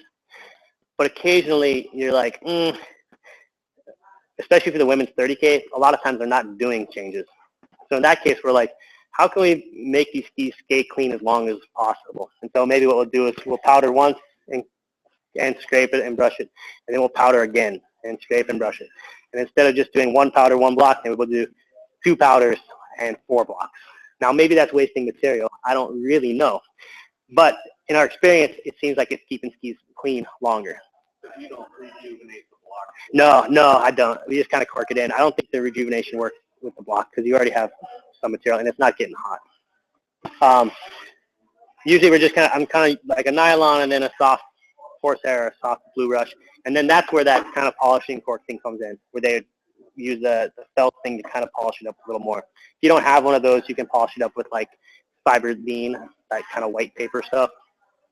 A little bit in my mind, like snow is kind of abrasive generally. And I think like you can go kind of absurd on trying to make them as shiny as humanly possible walking out the door, or you can ski like 8 meters and then you're like, oh, that was just a shiny. So that's my theory at least. So that's putting on the block. And then the other part that we do we have done as well is liquids. And the liquid is just a fluorine in some kind of solvent, some kind of cleaner, alcohol or some kind of wax remover kind of thing. So there's a couple different, this one is Toco. This is a Helix 2.0. There's a couple, this stuff and this brand Gallium and a Swix HVC. They're kind of unique because you put them on and that's it. You don't brush, you don't cork, you go. You put it on, you walk out the door, you go ski. Yep. It's nice because, especially if you're doing like a team sprint where every time they tag, they come to the bench and do something, you just go and you're like, my job here is done. But if you're putting on a block, you're like, oh, and then break, and you're trying to cork it and brush it before they have to tag. That does take speed. Absolutely. For how many meters? How long? This stuff's funny. The last couple shops I've used just like a regular liquid. They come in like a little bottle, and you kind of put a bead and smooth it out with your finger, 5 millionths, let it dry, and then you brush it out. But this stuff just goes on, and I've been surprised. After like 10 or 15, if you try to clean this right now, it'll the solvent will bead up on this, just like if you put water on it, it beads up. But the solvent, which by its nature is supposed to dissolve this stuff, will sit right on top of this Helix or Gallium or HVC. And even after like 15K, you bring a pair of skis in and put solvent and it's still beating up. I don't know how that's possible. I don't know what's going on with this inside there, and I try not to breathe it because of that. But I've been shocked at how well those liquids have held up, because it is, I mean, you can do a ski like 4 seconds and it'll last for 15K, which is amazing to me. I can barely believe it as well. One thing that's a little different is when we do run like a fleet of like 12 topping skis, occasionally we'll do one fleet will be all liquids or all blocks, and the other fleet will be one of those liquids or one of the blocks from this fleet, and then the rest. And so you might be testing 6 liquids here and 5 blocks, and the 6th ski has one of these liquids. And we're kind of basing that off previous tests.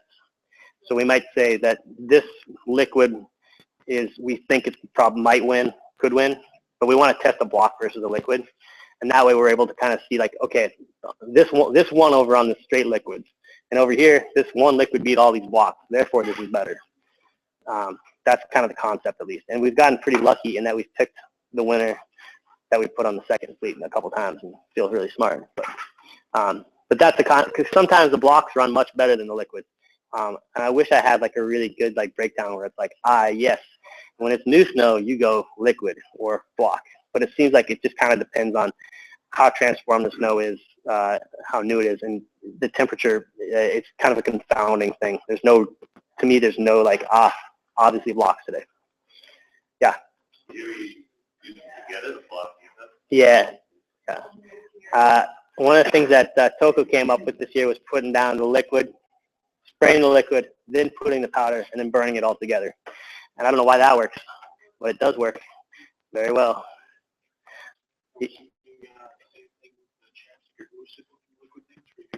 Yeah. Yeah, the ones that like HVC are the ones that kind of have like a felt end on it or like a foam. Certain ones, yeah, like gallium, HVC from Swix, and Toko, you spray and that's it.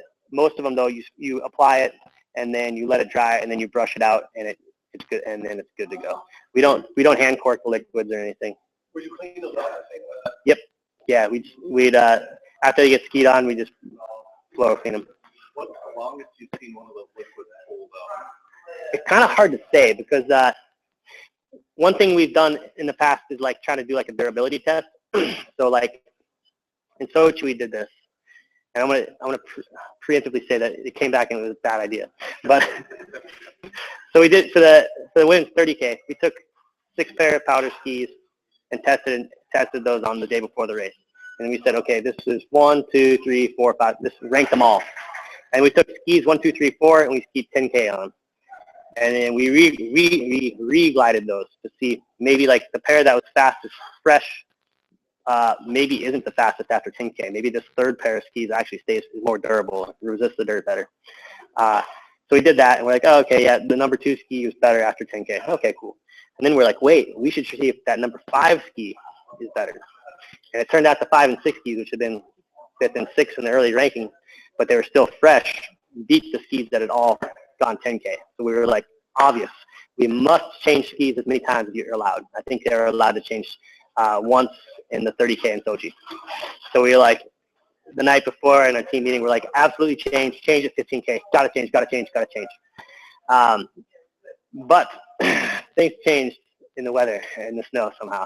And the next morning, Norway, with their massive fleet of techs, went out and skied 30K or 22.5K and tested with a certain type of application and found that they didn't need to change. And therefore, at 15K, our women are all peeling in to change skis, which took 45 seconds, and the rest of the group is gone, and they never stopped. So this year, we've been much smarter, and our goal for changing skis is whoever you're skiing with, see what they do, and then follow them in. And that's where, yeah.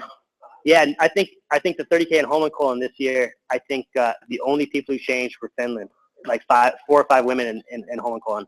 And at the World Championships, a few might have changed because it was classic. They changed. But in a skate race, especially the women's, I would say like 30K, a lot of times the women aren't changing at all. I'm not sure why that is. Maybe because they're just tougher than the men. But the 50K, generally they're changing once. They're usually allowed to change twice, but they change once. Just because 50K is 20K further than 30K. You also see some weird strategies where, what's his name, Lucas Bauer this year changed his skis with the classic race, 5K to go. And that was a smart move for Lucas Bauer. Yeah, so. He didn't lose that. No, that's the one difference too, is the way the stadium was set up. You come in and you can change. A few times they'll have it where you come in and you got to go ski like 60 meters further, then you change, then you come back and you're like, okay, I like lost 45 seconds. Versus like Lucas comes in and switches that. Yeah, he lost maybe 5. Lucas Bauer's fast skier. He's the same age as me, which is shocking. By the way, if anyone holds camps and they're like, man, I got to get a World Cup skier to my camp, you talk to Lucas Bauer. He wants to come to the U.S. He's into it. So get in touch. From Czech Republic. Sorry, not that bad.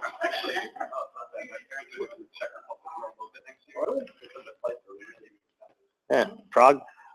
World Cup anyway, similar to Minnesota. Weather and snow-wise, I would think maybe like Rubensk is fairly close. At least visually, Scandinavia is quite close. You look at, like, you go to Lillehammer and you look around and you're like, I feel like I've been here before. Am I in Bawabik? Yeah, it's, as far as the snow, though, I mean, it seems crazy to me that there is a difference, but allegedly there is. It's funny that we have grinds that work really well in Europe, and they come back to the U.S. and they're like, I don't know, these skis weren't that good at Super Tour finals. Maybe the difference, though, too, is that, again, we're skiing almost exclusively on man-made snow. Like, every race we went to, even Rubinsk, which was like, when we got there was minus 24 Celsius, so like minus 7, 8 Fahrenheit. Cold enough that the races were going to be in question. They still, before the races had happened, they made a ton of man-made snow all through like November, December, and they actually only had maybe like a foot of snow natural on the sides of the trail. So like in between the courses, when you're like sprinting from side to side to get splits or feeds, there wasn't that much snow. And at 12 inches, it only, you know, it compacts to like this, so it definitely was churning up a lot of man-made. Yeah. Yeah, it's funny, like this year I used Clister every single race on the, no, not every single race. There's one race this year, Classic, that didn't have some Clister involved. That was in Rubinsk, and it's really soft hard wax. And other than that, it was Clister cover or straight Clister every single weekend. Are they using zeros at all? Occasionally, not actually. This year we didn't have any zero races. We have in the past for sure. Yeah, it's kind of funny that it's okay. It's a good segue because I was going to move kick wax and stuff. Yeah. Will the blocks keep better iron? Not really, because we're almost always putting the powder down. But I don't think there's any reason why you can't. I think it's kind of one of those kind of give it a try and see what you think. I can't see a reason because most of the time the blocks are just kind of compressed powders with maybe a little. Durability. Again, I kind of think it depends on how abrasive the snow is and if it's dirty or if it's really sharp and cold or really big, crisp kind of corn snow that's wet.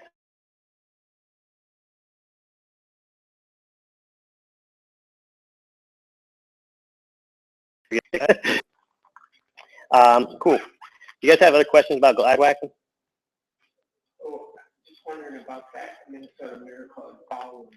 How much did waxing Nick? enter into that? I think one thing you got to remember is that the wax always matters to some degree. No matter what, even if you have the best skiers in the world, Norway usually has the best skiers in the world, and they usually win a lot of races, but they also put millions of dollars a year into waxing because they know it's important. I think that the skis we made that day were exceptionally good. I think every year we have a couple races where you're like, oh man, we nailed that. That was amazing. I think we had really, really, really good skis in following to the 10K. We also had really, really good skis in the sprint race in Lahti. I think that there's no doubt that having good skis helps, and we are fortunate to have great skis on the tape, but it also doesn't take away from the fact you have to have skiers that are able to do something with it. Because we definitely had all 4 women who started were in the top 15. That helped. That was good. We had good skis. But, you know, every regular weekend, I mean, we had great skis in Lahti in the sprint, and I think we only qualified 2 women. So on that day, we had the best skis in the field, and it didn't make that much of a difference. Is there that much of a difference between the Caitlin skis and Jesse's skis because they skied under kind of? No, you know, it's funny. Yeah, it's funny because, you know, there's a lot of discussion in the Norwegian press about how badly Norwegians made skis and how they should have anticipated the snow and how Sweden should have made the change and they were smarter. But that's not the case. The word is that, you know, everyone chose wax at roughly the same time. Everyone chose skis at roughly the same time. There weren't any courses open where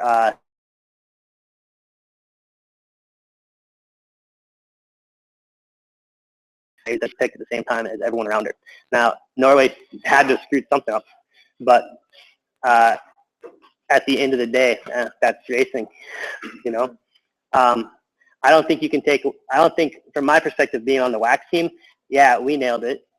And from the women who raced really well and got medals, they nailed it. So when those two things happen, usually have a good day. When you have the skiers nail it and the techs blow it, then it's not such a good day. So all this build up, you're waxing those skis, you actually get out and see these races? Yeah, you know, yeah, especially, no, usually because I had to get skis done. The way the following worked, the wax rooms where if you walked, it was about 5 minutes underneath the stands and around. So we were trying to get skis done 15 minutes before the start so that they could pick up the skis, walk down there casually, get the transponders for their timing, and not just be like sweating the entire time. Last thing you want to do is have people like frantically sprinting to the start with a pair of skis and like dropping poles everywhere and looking like middle schoolers or something like that. But that day I was able to get on course just at about like 1.8K. The way the course worked, it was 1.8 and then 50 around, and I saw them at like around 7K. So I was just out there, we had the radio, and so we got like, somebody was reading the splits from 1.5K, and it was like, okay, things are going quite well. And it started snowing harder and harder and harder and harder and harder. And I think on that day, actually, I think the skis for Jessie were a bigger thing than the wax for Jessie. And also the fact that she kind of come into it the weekend before in Ostersund. All year long, the day before the race, we kind of go over like some goals, and they might be like, they're usually like really simple goals. Like they're like, stay stable in my core, and like ski the downhills aggressively and ski over the tops of the hills hard. Like those are like 3 real goals that she might have. And in Ostersund the weekend before, she was just like, I'm just going to go for it the entire time, not be like so concerned about pacing and not worried about the second lap. And so she had like the 5th fastest split at the early split. I think it was like 1.7, 1.6K. And then she ended up like, I don't know, 14th or something like that. It was a pretty good day, decent day. And that was the same goal she had in Fallen too, was I'm just going to go for it the entire time. And it worked out really well. The other thing we did was we got fortunate because the day before in the afternoon we skied, and it happened to kind of snow a little tiny skip over all this man-made snow. And it was really sticky. And I'm not sure if it was just the disparity between this like really hard man-made dirty snow that was fast and then just having a little bit of fresh snow, but it was really, it would put you on your face, like if you weren't careful coming off the downhill. And so one of the things I said, which I thought was dangerous to say, but I was like, you know, if you get into these conditions, you can like rock on your inside edges, and it's faster. It's definitely more expensive, like energy-wise, but you can do that. And so that's one thing that she was able to do on the downhills in Holland, where it was snowing and it was slowing. If you're like skiing a flat ski, you're getting all the surface area like grabby. If you're on your edges a little bit, they're gliding faster.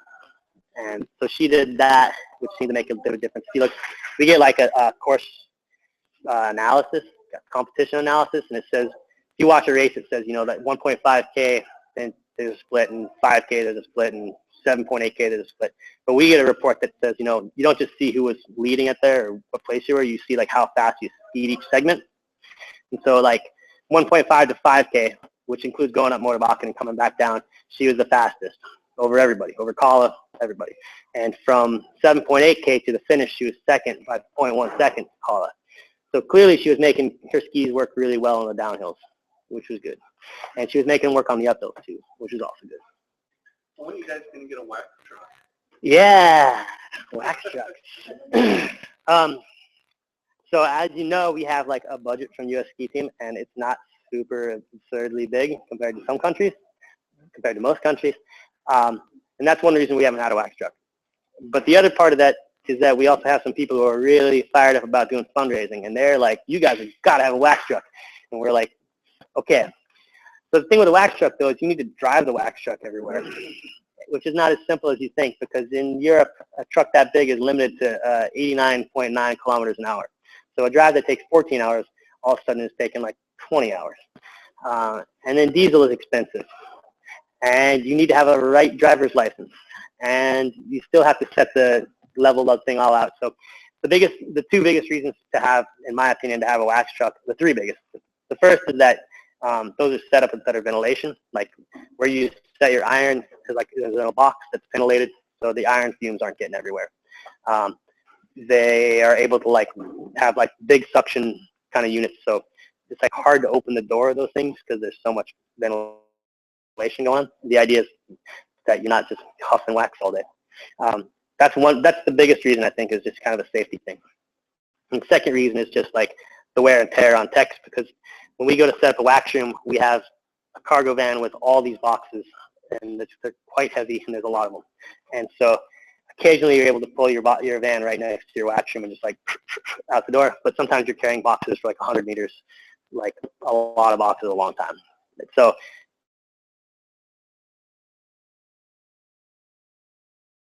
convenience-wise, it's nice to have a wax bus. And the third thing I think, though, is that it's kind of more of a symbol, you know, that we have invested a lot into the sport. And I think that's, to me, that's the least important reason to have one. But to some people, that's the biggest reason to have one. So, yeah. They're pretty cool, though.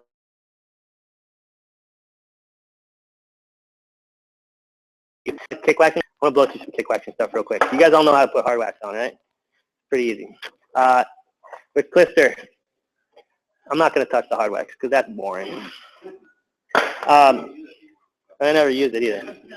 And this is Minnesota. If you guys see Clister, you just go put the skate skis on. Okay. We're always putting out a binder with hard wax and with Clister. This is, I don't even know what this is. This is some universal wax. For a binder, you know, putting it on fairly thin. Usually I'd use a torch or an iron, but I don't really feel like destroying that iron. One way that I've heard it being described is like it's the equivalent of like the backing on duct tape. It's not super thick, but of course it's just as sticky. One of the binders that we use a lot is Rhodey Multigrade Violet. It's not even sold as a binder, but it's pretty strong. It doesn't really, it doesn't move very much when it gets cold, and it's a good binder. The other one we kind of use is just like your generic kind of blue icy binder, like a Rex Blue or a Rhodey Scary Blue or Wix, what was that, K30 or something like that. So we put on a binder quite thin, and then we put on the regular Clister. I got one that should have silver for the sake of doing things good here. A lot of times you see people when they put it on like this, like chevrons, and I got away from doing that. And doesn't mean that's wrong. I just usually put it on like one long thing like this. Easier for me to conceptualize like how thick that Clister is going on that way. So I put it on, and I might put on like three of these or 4 of these. A lot of times with Clister, it's not so much the Clister itself. That Clister is a big part of it, but the thickness is more important. So if we think about hard wax, the reason hard wax works is because you have these snowflakes. This is my interpretation of snowflake. And the hard wax has to be soft enough that these flanges of the snowflake grab in there and you have something to kick off of. Ski has to be stationary at some point so you can go forward. With Clister, it's using a transformed snow. So instead of having this, you have this. And it has to be soft enough that this corn snow penetrates in there and doesn't stick, but it also has to be thick enough that this does something. Because you can go quite thin on a hard wax and have it work because all it has to do is interact with like snowflakes.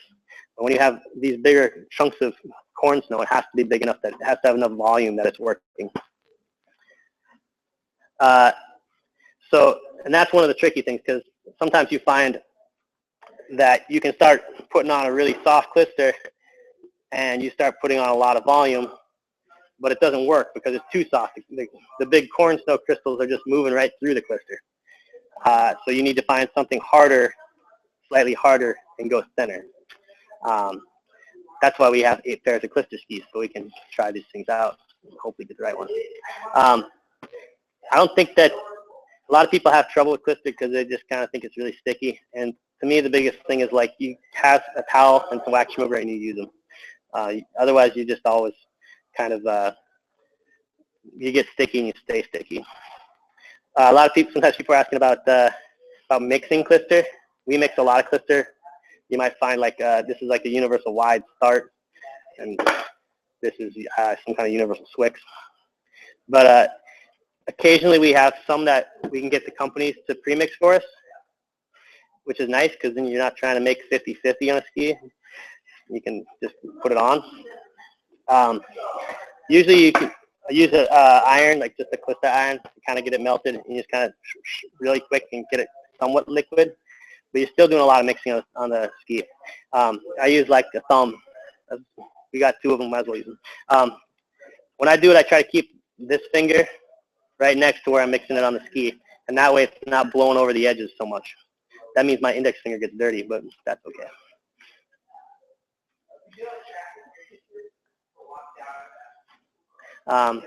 So you just kind of mix it right on there, kind of like if you're massaging somebody really poorly.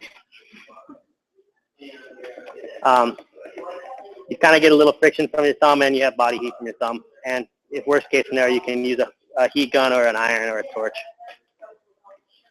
So that's not that well mixed. So the reason I'm keeping the finger right next to it is so it's not blowing over the sides. Generally speaking, I don't think it really makes a huge difference, but just aesthetically, I don't want to have a bunch of clister on my sidewalls. Gross.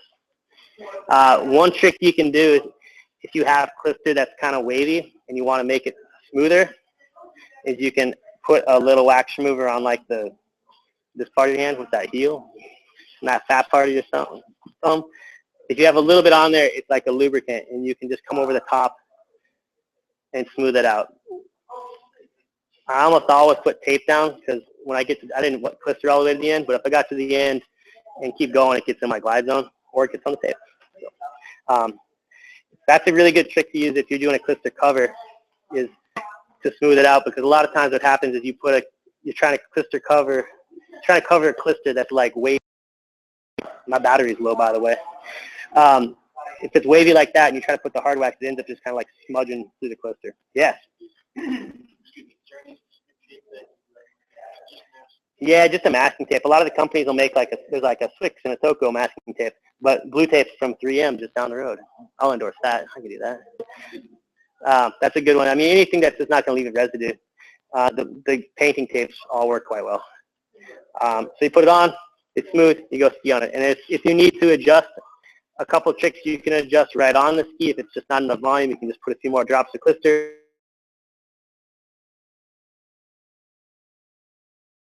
And change a little bit. You can cut out like a portion, like that, and apply a clister. If you found that maybe this blue one from Swix was not strong enough, you can cut it out, and you can smooth it back in, like so, and mix it. How do you tack these things without getting it all mixed up? You just get a cap on top. Yeah. How hard do you push it? I think I just kind of know that eventually this cap's going to get full of clister and growth. And then after, when it's at the end of the day, kind of like clean them all down. No, not that cap. When you put a cap on. Oh, like a clister cover. Yeah, you need to make sure that it's smooth, so that, yeah, if it's bumpy like this, and you try to put the hard wax to the top, it just like drives those peaks into those valleys. And that's why you'd want to really get that smooth so it's easier. But the more crucial part, I think, is that you cool it off. You get it cold enough that the clister hardens up, and then you can cork over it. And again, it's also like you just got to be gentle. You just kind of scuff it on a little bit. Usually when you're doing a clister cover ski, the clister is what's kicking, the cover is what's making it fast. And you're not trying to make it look as pretty and ultimately smooth. Maybe it's kind of still like whitish and weird looking, but as long as it's got a cover over the top, that's what's most important. So the main thing is to cool that clister down. Yeah, big time. Yeah, yeah. Yeah, exactly. Yeah. And hopefully that works. So you just apply the hard wax lightly over the top, and Yeah. then would you even touch it with a cork, or? No, usually not. I mean, if it's really cold, if you're doing it outside and it's quite cold, then you might cork it. But a lot of times, we'll just kind of end up like thumbing it. This is a really soft hard wax, and this might be a huge mistake because this clister is soft. So sometimes you find that like if it's a really transformed snow, but it starts snowing. So you're like you want to be able to use the clister for actual kick, but you don't want the snow to get into the clister and ice because you have these sharp snowflakes that are hitting this really soft clister, and they'll make your skis ice. It's kind of a weird condition. 3 days of man-made transformed snow are really icy conditions, and then it snows a little bit too, and it mixes all together. So you have natural snow and transformed snow. This is a really soft one, so maybe I can get rid of it. But you just kind of tap it in. This is a really gross hard wax. I don't. Again, you just kind of tap it in, and then you can kind of smooth it out with your thumb. But usually you're not using one that's quite this soft. You're using something a little harder.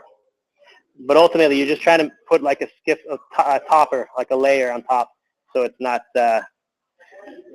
You're not trying to mix them. You're trying to keep them separate. Oh boy, putting that cap on a bit hard. I feel like I'm at 2 hours, so I should probably shut this down pretty quick, huh? All right, cleaning clister really quick. This is the other product. I can endorse tape, and I can endorse other painting tools. This is Purdy. You go to Sherwin-Williams, you buy this one, okay? It's got a wooden handle, classy. It's got a really hard steel blade, and it doesn't flex very much, and you can sharpen this quite sharp. You keep it at a pretty low angle, and it goes right underneath the clister. And you have a lot of paper towels. Okay. And then you take the wax remover and you use it liberally, especially if it's not yours. Yeah, it is. So the Glide Wax remover is only pretty much focused on like breaking the fluorobonds, and this stuff is just about dissolving wax. Yeah, you know, if you get done with this, if you put this on a pair of skis, it'll kind of end up making the bases kind of white. I think it kind of strips out most of the wax. Occasionally, you just end up having to do that if it's super dirty. But usually, if it's been skied on, you get a bunch of clister on the sidewalls, and that's gross.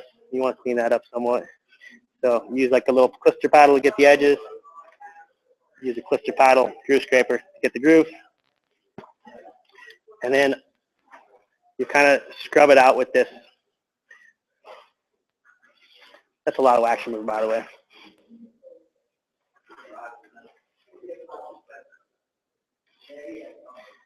And then you just wipe it down. Yeah, I mean, we're definitely like, skis rarely are skis traveling to have any kind of kick wax on them. And always Glide Wax, always cleaned. The problem is that we have like, the way the van works, you have racks and racks and racks of skis. And that one on top is full of clister, and then the one at the bottom is full of clister too.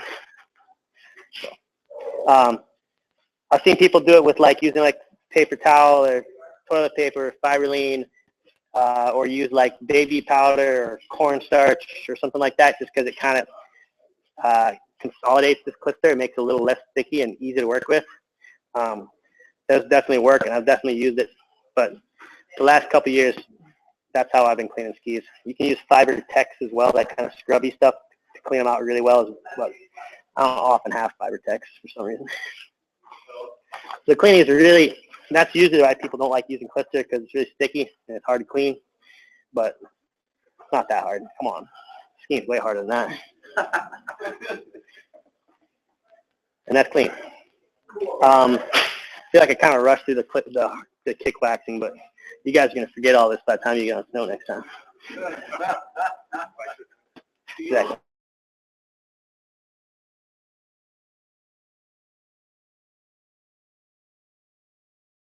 A roller, this one, like a paint roller? Nah, I just use the end. Yeah, it's just a straight blade. I mean, you can get all kinds of putty knives. I like this one. I used to paint houses, and I like this tool, so it stuck with me. Exactly. They're like $9. I got a question about hard wax. Yeah. Are you very picky about fixing hard wax?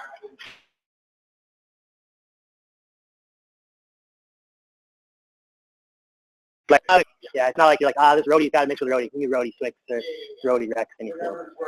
Yeah, exactly. most of the time we always put down a binder. Usually we put down, a lot of times we're only using one kick wax because we are testing enough that we can find one we're not having to mix like this blue and this green to make it work. But if we do, it's usually like a little bit, we might have a kicker or something soft, a couple layers, and then a harder wax, 1 or 2 layers over the top. Usually looking like 4 to 6 layers of kick wax. And then that's one thing too, is if the binding is, you kind of look at where the ski is the highest. And so maybe you make a kicker there. Maybe instead of having 4 layers the entire way, you might have 4 layers from here to here and 6 layers from here to here.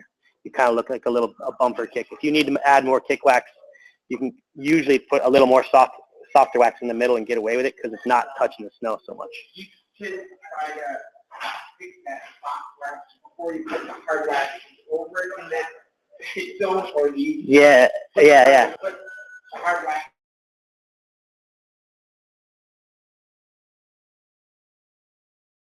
Good wax, and they come back and they're like, okay, you're going to put 2 layers of this and cover it all with 4 layers of this. And then you go test, and it's not enough wax, so you end up putting like 2 or 3 more layers of the soft wax in the middle. And that usually works out okay. It's pretty fun. It's not like you're having something like this, super soft, covered by a hard wax. It's like a extra blue being covered by a blue. So if you're on straight extra blue, it's not like it's a huge liability. It's just a little bit harder. So, yeah. All right. You guys?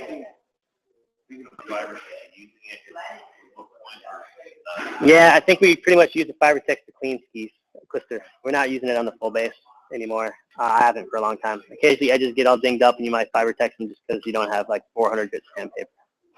But if you have 400 grit sandpaper, use that. If you're going to use sandpaper or steel scraper, like how many times do you go? Like on the glide zone? On the kick zone? I wouldn't.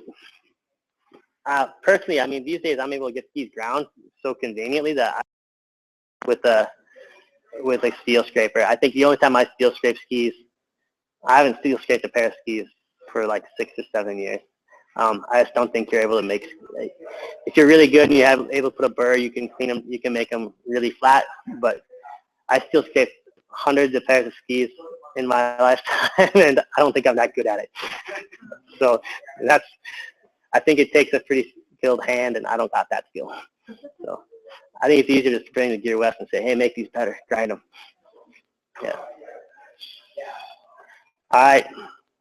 Cool. Thanks. Yeah, thank you very much.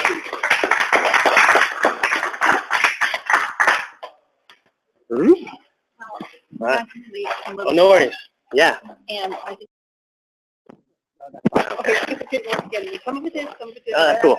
All right. You're okay with it? Yeah, I'm cool with that. Yeah, that's not bad.